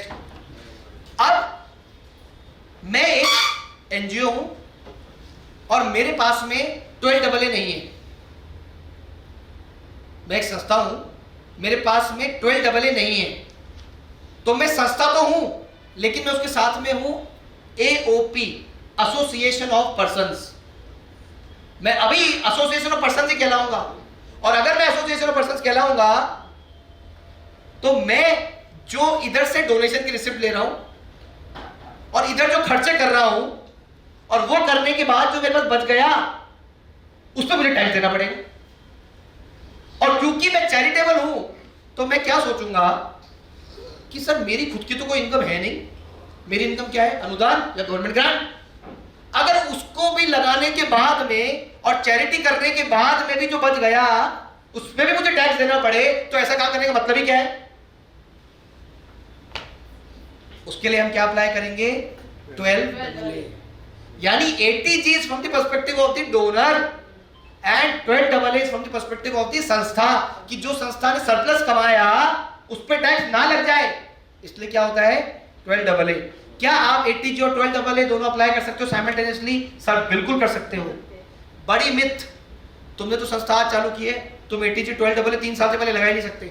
नहीं सर, गवर्नमेंट नई संस्थाओं को भी 80G 12AA देती है।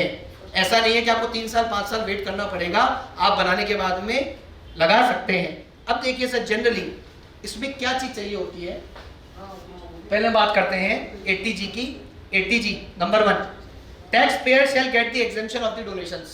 जो डोनर है उनको डोनेशन का क्या मिलेगा? बेनिफिट मिल जाएगा। और आप वो जो रसीद देते हैं ना सर 80G की, उस रसीद के बेसिस के ऊपर they can claim the deduction. Number 2, charity plus benefit of the tax payer. वो सोचेगा कि मैंने तो चैरिटी भी कर दी और मुझे एक बेनिफिट भी मिल गया। Number 3, maximum AGTI। देखो उनको कितना बेनिफिट मिलेगा? उनको बेनिफिट मिलेगा उनकी ग्रॉस टोटल इनकम का 10% का 50%। उनकी ग्रॉस टोटल इनकम की 10% का 50% ही उनको मिलेगा। यानी अगर अदर वर्ड्स में बात करूं तो उनकी ग्रॉस टोटल इनकम का 5% का ही उनको बेनिफिट मिलेगा। इसका मतलब वो आदमी ये नहीं सोच सकता सर कि मैंने तो 10 लाख कमाया, मैं तो 10 लाख के 10 लाख ही उसमें देता हूं डोनेशन में। नहीं सर, अगर ये करेंगे तो हम कहीं ना कहीं इनकम टैक्स की रडार में आ सकते हैं। इसलिए हमारे पास भी अगर कोई पर्सन आता है, वो ये कहता है कि सर मैं अनुदान करना चाहता हूं किसी संस्था को, कितना कर सकता हूं, तो हम उनको बोलते हैं कि आपकी जो ग्रॉस टोटल इनकम है ना, उसका 10% से ज्यादा मत करना, क्योंकि 10% से ज्यादा करोगे तो कहीं ना कहीं डिपार्टमेंट की रडार में आओगे ही आओगे। ऐसा कोई प्रावधान है सर कितना परसेंटेज होगा? नहीं सर, प्रावधान कुछ नहीं है, लेकिन सर जब आपको छूट ही उतनी मिल रही है तो आप पूरा तो कर नहीं सकते। 10% का ही है, बस यही चल रहा सब है भी यही सर, चल नहीं रहा सर, चलता तो में कोई लीगल है क्या? 10% ही होगा, 1% होगा। मैं ये चाह रहा था। रिलीजियस ट्रस्ट 80G अप्लाई नहीं कर सकती, 12AA वो अप्लाई कर सकती हैं, पर वो 80G अप्लाई नहीं कर सकती। इसके लिए आपको एप्लीकेशन लगानी पड़ेगी chief commissioner of income tax exemptions. अलग से एक बनाया हुआ है CIT एग्जाम्पशंस, आपको वहाँ एप्लीकेशन लगानी पड़ेगी CIT एग्जाम्पशंस को। इसके लिए आपको पेपर क्या क्या लगाने पड़ेंगे सर?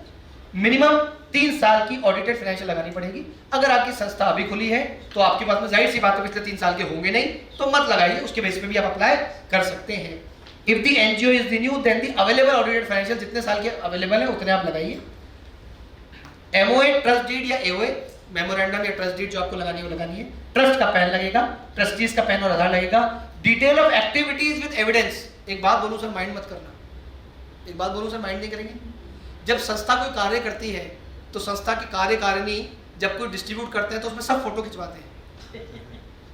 रीजन है सर, रीजन है, यहाँ फोटो लगानी है सर एक्टिविटीज वाली, उसके बिना हमें मिलेगा ही नहीं। इसलिए सब लोग वहां पर फोटो खिंचवाते हैं ताकि ये दिख जाए कि हाँ इस संस्था ने, सबने मिलकर ये काम किया है। अब उस काम में आपकी जो प्रूफ है वो प्रूफ में फोटो भी लग सकती है। हमारे पास आते हैं तो हम बोलते हैं यार तुम तो जो काम किया ना उनकी फोटो ले आओ अच्छे से निकलवा के, या फिर उसका कोई वीडियो भी हो सकता है, तुमको वीडियो लाए वो वीडियो भी दे दो, या कोई न्यूज़पेपर कटिंग तुम्हारा वो जो काम है उसकी अगर कोई न्यूज़पेपर में कटिंग हुई है, न्यूज़पेपर में कोई आई है तो आप उसकी कटिंग ले आओ। ये प्रूफ होता है, क्योंकि गवर्नमेंट क्यों पैसा देगी? गवर्नमेंट यही तो देख के पैसा। अच्छा देखिए मेरी बात सुनिए, गवर्नमेंट को क्या पता कि कौन सी संस्था क्या काम कर रही है? जब तक हम नहीं बताएंगे कि हम क्या काम कर रहे हैं गवर्नमेंट को क्या पता चलेगा? वो बताने के लिए ही हम ये सारी की सारी चीजें लगाते हैं। Donor list with pan numbers, ये भी मांगा जाता है कई बार कि डोनर की लिस्ट दे दो, पैन नंबर दे दो, बैंक स्टेटमेंट की कॉपी। और 80G के लिए आपको फॉर्म भरना पड़ता है 10G ऑनलाइन। पहले जो ये प्रोसेस था ये प्रोसेस लंबा हुआ करता था। आई थिंक अब इसमें 180 दिन की टाइम हो गई कि 180 दिन में या तो वो आपको दे देंगे या वो आपको मना कर देंगे। Correct sir? चलो अब आते हैं सर 12AA पे। अगेन 12AA वाली बात करते हैं। 12AA क्यों जरूरी है सर? कि मैं अगर एक संस्था हूं और मैंने जो सरप्लस कमाया वो सरप्लस पे टैक्स ना लग जाए, इसलिए हम क्या लेते हैं? 12AA लेते हैं। क्या हम दोनों को एक साथ अप्लाई कर सकते हैं? आंसर है हम दोनों को एक साथ अप्लाई कर सकते हैं। 80G के लिए, 12AA के लिए 80G कंपलसरी नहीं है, पर 80G के लिए 12AA का रजिस्ट्रेशन या 12AA का जो एक्नॉलेजमेंट नंबर है वो कंपलसरी है।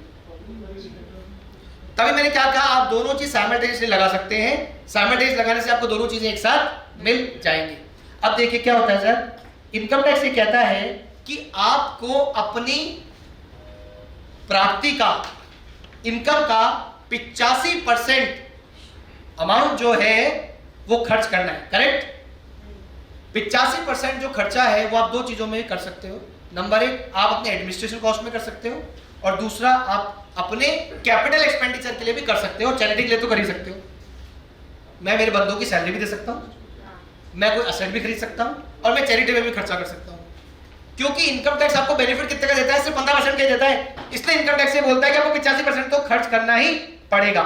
या तो 85% इस साल खर्च कर दो और 15% की छूट ले लो, या फिर फॉर एग्जांपल आप समझिए आपके पास अनुदान आया 100 रुपए, आपने खर्चा किया सिर्फ 75 रुपए। आपने खर्चा कितना किया? 75 रुपए। तो आपके बच कितना आ गया? 25। जबकि आपको बेनिफिट कितने का मिलेगा? सिर्फ 15 का। तो इनकम टैक्स ये और ऑप्शन देता है कि जो आपने इस साल खर्च नहीं करे ना, आप उसको अगले साल कैरी फॉरवर्ड ले लो और अगले साल उस पैसे को खर्च कर दो। करेक्ट? सो टेक्निकली आपको कितने रुपए खर्च करने हैं? 85% तो आपको खर्च करने ही पड़ेंगे। ये कैरी फॉरवर्ड कितने टाइम तक के लिए? ऐसा कोई वो नहीं है सर। 5 साल 5 इयर्स। पर सर हो जाता है तो खर्चा होता भी है सर। संस्था में कई तरह के खर्चे होते हैं सर। क्या? नहीं मैडम अब नहीं है। सर मैंने अभी करवाया सर, पिछले साल करवाया वो तो प्रोविजनल दिया है आपको, प्रोविजनल दिया 5 साल के लिए प्रोविजनल है। नहीं मेरे ख्याल से तो 80G अब तो लाइफ टाइम के लिए देते हैं।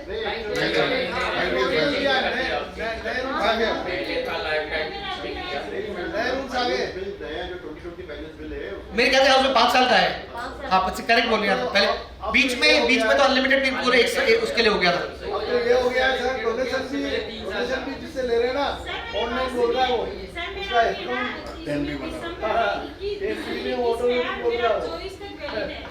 हाँ लेकिन उसमें आप देखिए वो प्रोविजनल लिखा हुआ है उसमें। प्रोविजनल सारे जो आए अभी प्रोविजनल उसमें 5 साल का है सर। 5 साल का 3 साल बाद 3 साल बाद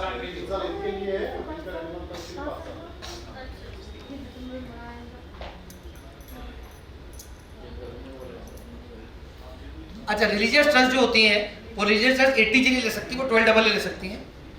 और वही अगर आपको CIT एग्जामिनेशंस को जो है वो अपील वो आपको जो है वो एप्लीकेशन लगानी पड़ेंगी। इनके बेनिफिट क्या होते हैं सर? 12 एक का तो बेनिफिट है कि आपकी जो आपने सरप्लस कमाया उस पर टैक्स नहीं लगेगा। नंबर 2, आपको गवर्नमेंट एड और ग्रांट्स मिल जाएगी, क्योंकि गवर्नमेंट भी ये सोचती है कि अगर कोई 80G या 12AA रजिस्टर्ड है तो हम उनको ग्रांट दे दें। नंबर 3, CSR भी आप ले सकते हैं। Number 4, facilitation for FCRA। देखिए सर, एक FCRA में आपको बेनिफिट मिलता है। हालांकि FCRA के लिए 80G और 12AA मैंडेटरी नहीं है, लेकिन अगर फॉरेन से कोई पैसा आ रहा है तो वो फॉरेन वाले भी देखते हैं, क्योंकि लोकल बॉडी है और लोकल में रजिस्टर्ड है और लोकल में रजिस्टर्ड होकर काम कर रही है, तो थोड़ा सा FCRA मिलने में बेनिफिट आपको हो जाता है। और ऑब्वियसली आप गवर्नमेंट के प्रोजेक्ट्स भी इसमें कर सकते हैं। आपने देखा होगा हर साल आप 2 बनाते हैं, balance sheet, 3 income and expenditure account और receipt and payment account. FCRA आप चाहें तो FCRA भी ले सकते हैं। इसके लिए आपको एक सेपरेट अकाउंट खुलवाना पड़ेगा बैंक में डेजिग्नेटेड, जिसमें वही रिसिप्ट्स आपकी जो है वो आएंगी। नंबर 2, ये रिलीजियस पर्पस के लिए भी आ सकता है, एजुकेशनल पर्पस के लिए भी आ सकता है और एनी अदर पर्पस के लिए भी आ सकता है, यानी it can come for any purpose. Not required 12A और 80G और 12A की जरूरत नहीं है FCRA के लिए। NGO can accept FCRA। अच्छा, इसमें रिक्वायरमेंट है कि जो NGO है वो मिनिमम 3 साल पुरानी होनी चाहिए, लेकिन उसमें भी एक चीज है कि अगर इसमें 2 तरह के रजिस्ट्रेशन आते हैं। नंबर 1 आता है सर एक प्रायर परमिशन। सपोज करो आपने NGO अभी खोली, आपको फॉरेन से कोई रिसिप्ट आने वाली है और आप 3 साल पुराने नहीं हो, तो आप इसमें ले सकते हो प्रायर परमिशन वाला रजिस्ट्रेशन। उसके लिए क्या होगा, मैं लिखा हुआ 1 टाइम 1 पर्सन फॉर 1 कॉज। आप एक पर्सन से एक ही बार में पैसा ले सकते हो एक कॉज के लिए। प्रायर परमिशन, उसके लिए आपको बताना पड़ेगा कि ये फला वाला पर्सन है, वो मुझे इस कॉज के लिए पैसा देना चाहता है, तो उस पर्सन से एक ही पर्सन से एक ही बार में पैसा ले सकते हो। ये तब है जब आपकी जो NGO है वो 3 साल से कम है। अगर 3 साल से ज्यादा है तो आपको परमानेंट रजिस्ट्रेशन मिल जाएगा, which is valid for a period of 5 years. इसको लेने की जो इंपॉर्टेंट कंडीशन है वो कंडीशन ये है कि लास्ट 3 साल में जो एम्स और ऑब्जेक्टिव है NGO के लिए, मैंने क्या लिखा है, एक्सक्लूडिंग एडमिनिस्ट्रेटिव एक्सपेंडिचर। एडमिन का खर्चा हो गया, आपके स्टाफ की सैलरी, ऑफिस का खर्चा, रेंट, भाड़े, उनको हटा के जिस पर्पस के लिए आपकी संस्था बनी है उस संस्था में आपने 10 लाख रुपए का खर्चा किया हो पिछले 3 सालों में। पहले साल 1.5 भी हो सकता है, दूसरे साल 8 भी हो सकता है, तीसरे साल 4 भी हो सकता है। पहले साल 10 हो सकता है, दूसरे तीसरे साल कुछ नहीं हो, वो भी चल सकता है। पहले साल 4 हो, दूसरे में 4 हो, तीसरे में 4 हो, वो भी चल सकता है। 3 सालों में मिला के आपको 10 लाख रुपए से ऊपर का खर्चा करना पड़ेगा रजिस्ट्रेशन लेने के लिए।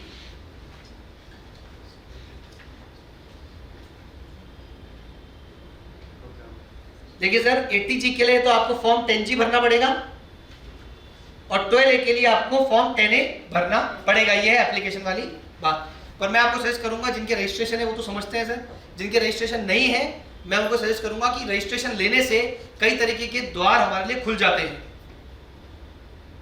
टैक्स पेयर को भी फायदा है, हमको भी फायदा है। अगर हम 12AA नहीं कराएंगे तो हमने जो सरप्लस कमाया उस पर टैक्स लग जाना है, और अगर हम 80G नहीं लेंगे तो जो टैक्स पेयर है उनको छूट नहीं मिलेगी। देखिए सर, टैक्स पेयर भी आज की तारीख के अंदर बड़ा इंटेलिजेंट हो गए। हम भी अगर किसी संस्था से कराते हैं तो हमसे टैक्स पेयर वाले ये बोलते हैं, सर 80G 12AA है क्या? है ना? क्या ट्रस्ट तो विश्वास वाली है? आप मुझे 3 डॉक्यूमेंट भेज दो। बोले क्या? ट्रस्ट का पैन कार्ड, 80G और 12AA। पैन कार्ड इसलिए ये देखने के लिए कब से रजिस्टर्ड है, और 80G इसलिए कि क्या मुझे छूट मिलेगी कि नहीं मिलेगी, और 12AA इसलिए कि अगर मैं जो उनको दे रहा हूं उसमें ट्रस्ट को टैक्स देना है तो मैं क्यों पैसे दूंगा, इसलिए 12AA लेके आओ। तो अनुदान के लिए और इससे बचने के लिए आपको जो है वो ये करना चाहिए, ऐसा मैं एडवाइस करता हूं। हालांकि बिना उसके भी काम किया जा सकता है, पर मैं समझता हूं उसके बिना जो चीजें हैं वो हो जाती है। अच्छा, गवर्नमेंट ने भी चीजों को बहुत कर दिया है। मैं समझता हूं आज के 5 साल 10 साल 15 साल पहले 2-2 साल 3-3 साल लग जाते थे ये रजिस्ट्रेशन आने के अंदर, पर गवर्नमेंट ने इसको बड़ा एक्सपीडिएट कर दिया है। 180 डेज जनरली 6 महीने के अंदर ये चीज आ जाती है, और कई केस में तो महीने 1.5 महीने भी आती है। हमारे कई केस में तो महीने 1-1.5 महीने 2 महीने में भी आ जाती है सर। पर ये सब पेपर लगाना इसलिए जरूरी है ताकि जो कमिश्नर वहां बैठे हैं वो ये संतुष्ट हो पाए कि हाँ ये संस्था पहले से इस चीज में काम कर ही रही है। So I think this is about what I wanted to say. अब अपन क्वेश्चंस ले सकते हैं जब तक टाइम लिमिट करता है। Thank you sir. इधर जीएसटी जो बताया अभी आपने, एनजीओ के लिए जीएसटी नहीं बताया सर। एनजीओ के लिए जीएसटी देखिए सर, अब समझिए एनजीओ जो है, एनजीओ के पास में कोई प्रॉपर्टी है और एनजीओ ने वो प्रॉपर्टी किराए पे दे दी और एनजीओ उस प्रॉपर्टी को किराए पे देके किराए की इनकम अर्न कर रही है। सर पहले तो आपको समझना पड़ेगा कि जो डोनेशन है वो इनकम नहीं है। करेक्ट? डोनेशन है वो इनकम नहीं है। किसी संस्था का अगर अनुदान की जो प्राप्ति है, जीएसटी के नाम, हाँ मैं उसी बात कर रहा हूँ सर, वो अगर 20 लाख रुपए से ज्यादा है तो क्या उनको जीएसटी चुकाना पड़ेगा? आंसर है नहीं, क्योंकि डोनेशन कभी भी इनकम नहीं होती। लेकिन अगर आप 12AA नहीं ले रहे हो तो आपकी इनकम बन गई टेक्निकली। आप समझो 12AA का लॉजिक क्या है कि आप एओपी रह गए, एसोसिएशन पर्सन रह गए, और एसोसिएशन पर्सन रहते नॉर्मल रेट से आपकी टैक्स लग जाएगी। लेकिन अगर एनजीओ के पास कोई संपत्ति पड़ी हुई है और संपत्ति को वो दे रहे हैं और संपत्ति से किराया ले रहे हैं और वो किराया 20 लाख से ऊपर एक्सीड कर जाता है तो फिर अल्टीमेटली उस पर जीएसटी की एप्लीकेबिलिटी आ जाएगी। जैसे इसलिए पूछ रहा हूँ मैं आपको कि बहुत पहले एक कोई प्रपोजल था जिसमें जीएसटी चाहिए थी, तो मेरी जो एनजीओ है आदर्श शिक्षा समिति, उसने जीएसटी ले लिया। अब वो प्रोजेक्ट नहीं मिला और वो जीएसटी जो है वो फिट हो गया आदर्श के साथ। नहीं तो आप हर महीने भरना पड़ रहा है। नहीं तो आप एक काम कर सकते हैं ना, अगर आप नहीं कर रहे हैं तो आप जीएसटी को सरेंडर भी करा सकते हैं, कोई दिक्कत नहीं। तो सरेंडर करने से क्या नुकसान थोड़ी है? नहीं सर, क्यों नुकसान है?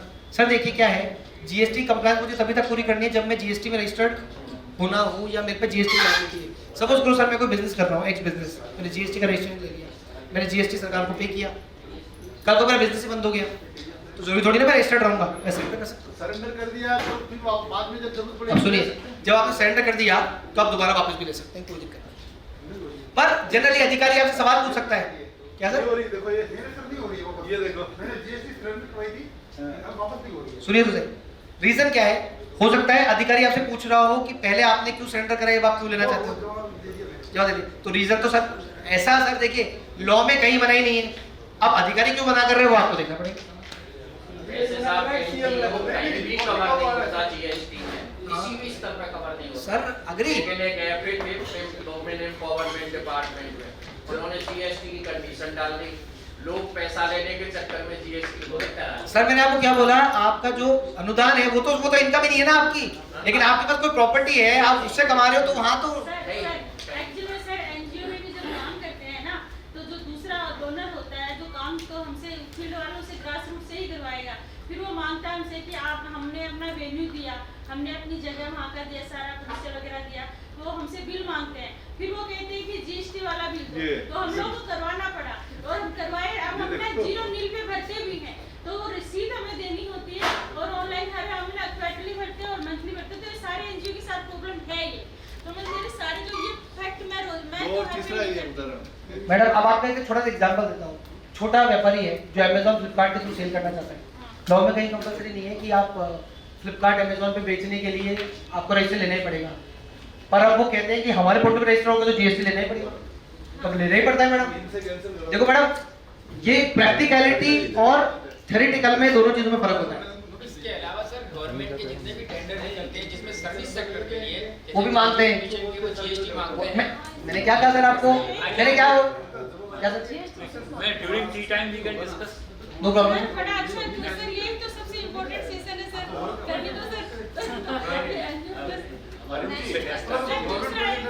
दूसरे गेस्ट आ चुके हैं तो वी हैव सर एक हमने पूछा था जो डिजिटल सिग्नेचर वाला जो एफसी वाला था, वो भी आजकल कह रहे कि यदि आपको कॉर्पोरेट सेक्टर से लेना है तो आपको इसका रजिस्ट्रेशन लेना पड़ेगा, जबकि पहले एनजीओ लाइन में तो ऐसा था नहीं, तो इस पे थोड़ा सा डिजिटल सिग्नेचर सर आ गए वो बता देंगे हैं, बीएससी वाले वो आईटी वाले सर आ गए वो बताएंगे। बीएससी टेक्निकली तो आपका एक पर्सनल सिग्नेचर है और ये आपकी पर्सनल प्रॉपर्टी है और कोई भी दूसरा भी इसको रखता है तो वो भी गलत है, लेकिन मजे की बात ये है कि सारे पार्टी डीएससी हम सीए के पास ही रहते हैं, ऑप्शन नहीं है, बाकी सर कैन गाइड बेटर। वो ट्रस्टेड है इसलिए आप रखते हैं, हाँ अदरवाइज नहीं रखते। हाँ नेक्स्ट सेशन आज सिग्नेचर नहीं है सर, एनजीओ को यदि कॉर्पोरेट सेक्टर से फंड लेना है तो वो सर्टिफिकेट लेना जरूरी कर दिया है, इसमें ज़्यादा है। मैडम ये CSR के लिए बोल रही है क्या? हाँ तो ठीक है, CSR के ले लो ना, क्या दिक्कत है? MCA से आप हाँ एक मिनट सर, एक सेकंड, ये दूसरी बात कह रही है, ये वो कहना चाह रही है मैडम। देखो आपको CSR MCA से लेना पड़ेगा, वो जो फॉर्म बनता है ना सर उसमें आपको DSC लगाना पड़ता है। तो ठीक है मैडम, कोई दिक्कत नहीं है, बहुत सिंपल फॉर्म है, आप फॉर्म लगाइए, उसमें वही आपके साथ निकलते हैं, लगते हैं 80G 12AA, वो आप लगाइए, फॉर्म सबमिट करिए, आपके पास में CSR आ जाएगा, कोई दिक्कत सर नहीं। वो अधिकतर सब CS के थ्रू ही कराते हैं। एक जो सवाल था SHGs को लेके, उसका आंसर हाँ बोलो सर। मेरा सवाल ये है कि जैसे NGOs हैं वो SHGs अगर उन्होंने बना रखे हैं और कोई हैंडीक्राफ्ट का काम कर रहा है, आपसे भी हो रहा हो तो कंपनी साफ भी हो जाएगा। तो उसको किस उसमें रजिस्टर करें, क्या बेनिफिशियल रहेगा, प्रोप्राइटरी सोल प्रोप्राइटरी या नहीं तो वो तो NGO में चल रहा है ना काम, उसके लाइसेंस सेल्फ हेल्प ग्रुप्स को मतलब अगर रजिस्टर करते हैं उसका लाइसेंसिंग वगैरह, मतलब उसको एक नेक्स्ट स्टेप फॉरवर्ड आपको सेपरेट में कराना है, उसको NGO में नहीं करना क्या? हाँ तो डिपेंड करता है सर किस में आप करना चाहते हो। मैंने अगेन बोला, अगर आप 2-4 लोग मिलकर करना चाहते हो तो you can go for partnership, आप EOP बना सकते हो, आप कंपनी बना सकते हो, और आप खुद करना चाहते हो तो आप बना सकते हो। ऐसे वो डिपेंड करता है आपकी रिक्वायरमेंट होता है तो अगर नहीं सर SHG में तो वही है 13 मैक्सिमम हो सकता है, 12 हाँ। 12 पेमेंट ज़्यादा नहीं, आप किस की बात कर रहे हो? आप ये उस पर्पस की बात कर रहे हो क्या कि हमको सेल्फ हेल्प का काम करना है, कुछ ग्रुप मिलके करना है? हाँ, सर ये ग्रुप है ऑलरेडी, वो काम कर रहा है छोटे लेवल पे, अब इसको थोड़ा बड़ा बनाना है, तो उसके लिए फिर किस तरीके से उसको ऑर्गेनाइज किया जाए, किस लीगल एंटिटी पे जाए? आप उसको चैरिटेबल फॉर्म में करना चाहते हो या ऑन प्रॉफिट नोट करना ऑन प्रॉफिट और प्रॉफिट नोट करना चाहते हो तो you can go for partnership as well. Partnership आप you can go for company, LLP में जा सकते हैं। आप LLP में भी जा सकते हो। LLP देखो, LLP is a partnership, benefits of partnership, ease of doing business, ease है, कंपनी में ईज नहीं है, ये ईज ऑफ डूइंग बिजनेस है, लायबिलिटी लिमिटेड है, लायबिलिटी लिमिटेड है। हालांकि आप मान के चलो अगर आप एक नील की LLP भी चला रहे हो तो साल का 8 से 10 हज़ार का खर्चा आपका आएगा, छोटे मोटे कंप्लायंस करने में। पर मैं समझता हूँ कि साल का 7-8 हज़ार रुपये कोई बहुत बड़ी कॉस्ट नहीं होती जब आप स्टेबल स्ट्रक्चर में हो। क्योंकि देखिए पार्टनरशिप में क्या होता है, कोई पार्टनर ने कोई चीज़ कर दी तो आपकी जो लायबिलिटी है वो अनलिमिटेड लायबिलिटी है ना, इसलिए हम सजेस्ट ये करते हैं कि आप जल्दी से पार्टनरशिप की जगह आप LLP बनाओ। लेकिन हाउएवर आज की तारीख में अगर आप देखोगे ना तो 90 पार्टनरशिप हम मिलेगी, 10 ही LLP बनी है। चलिए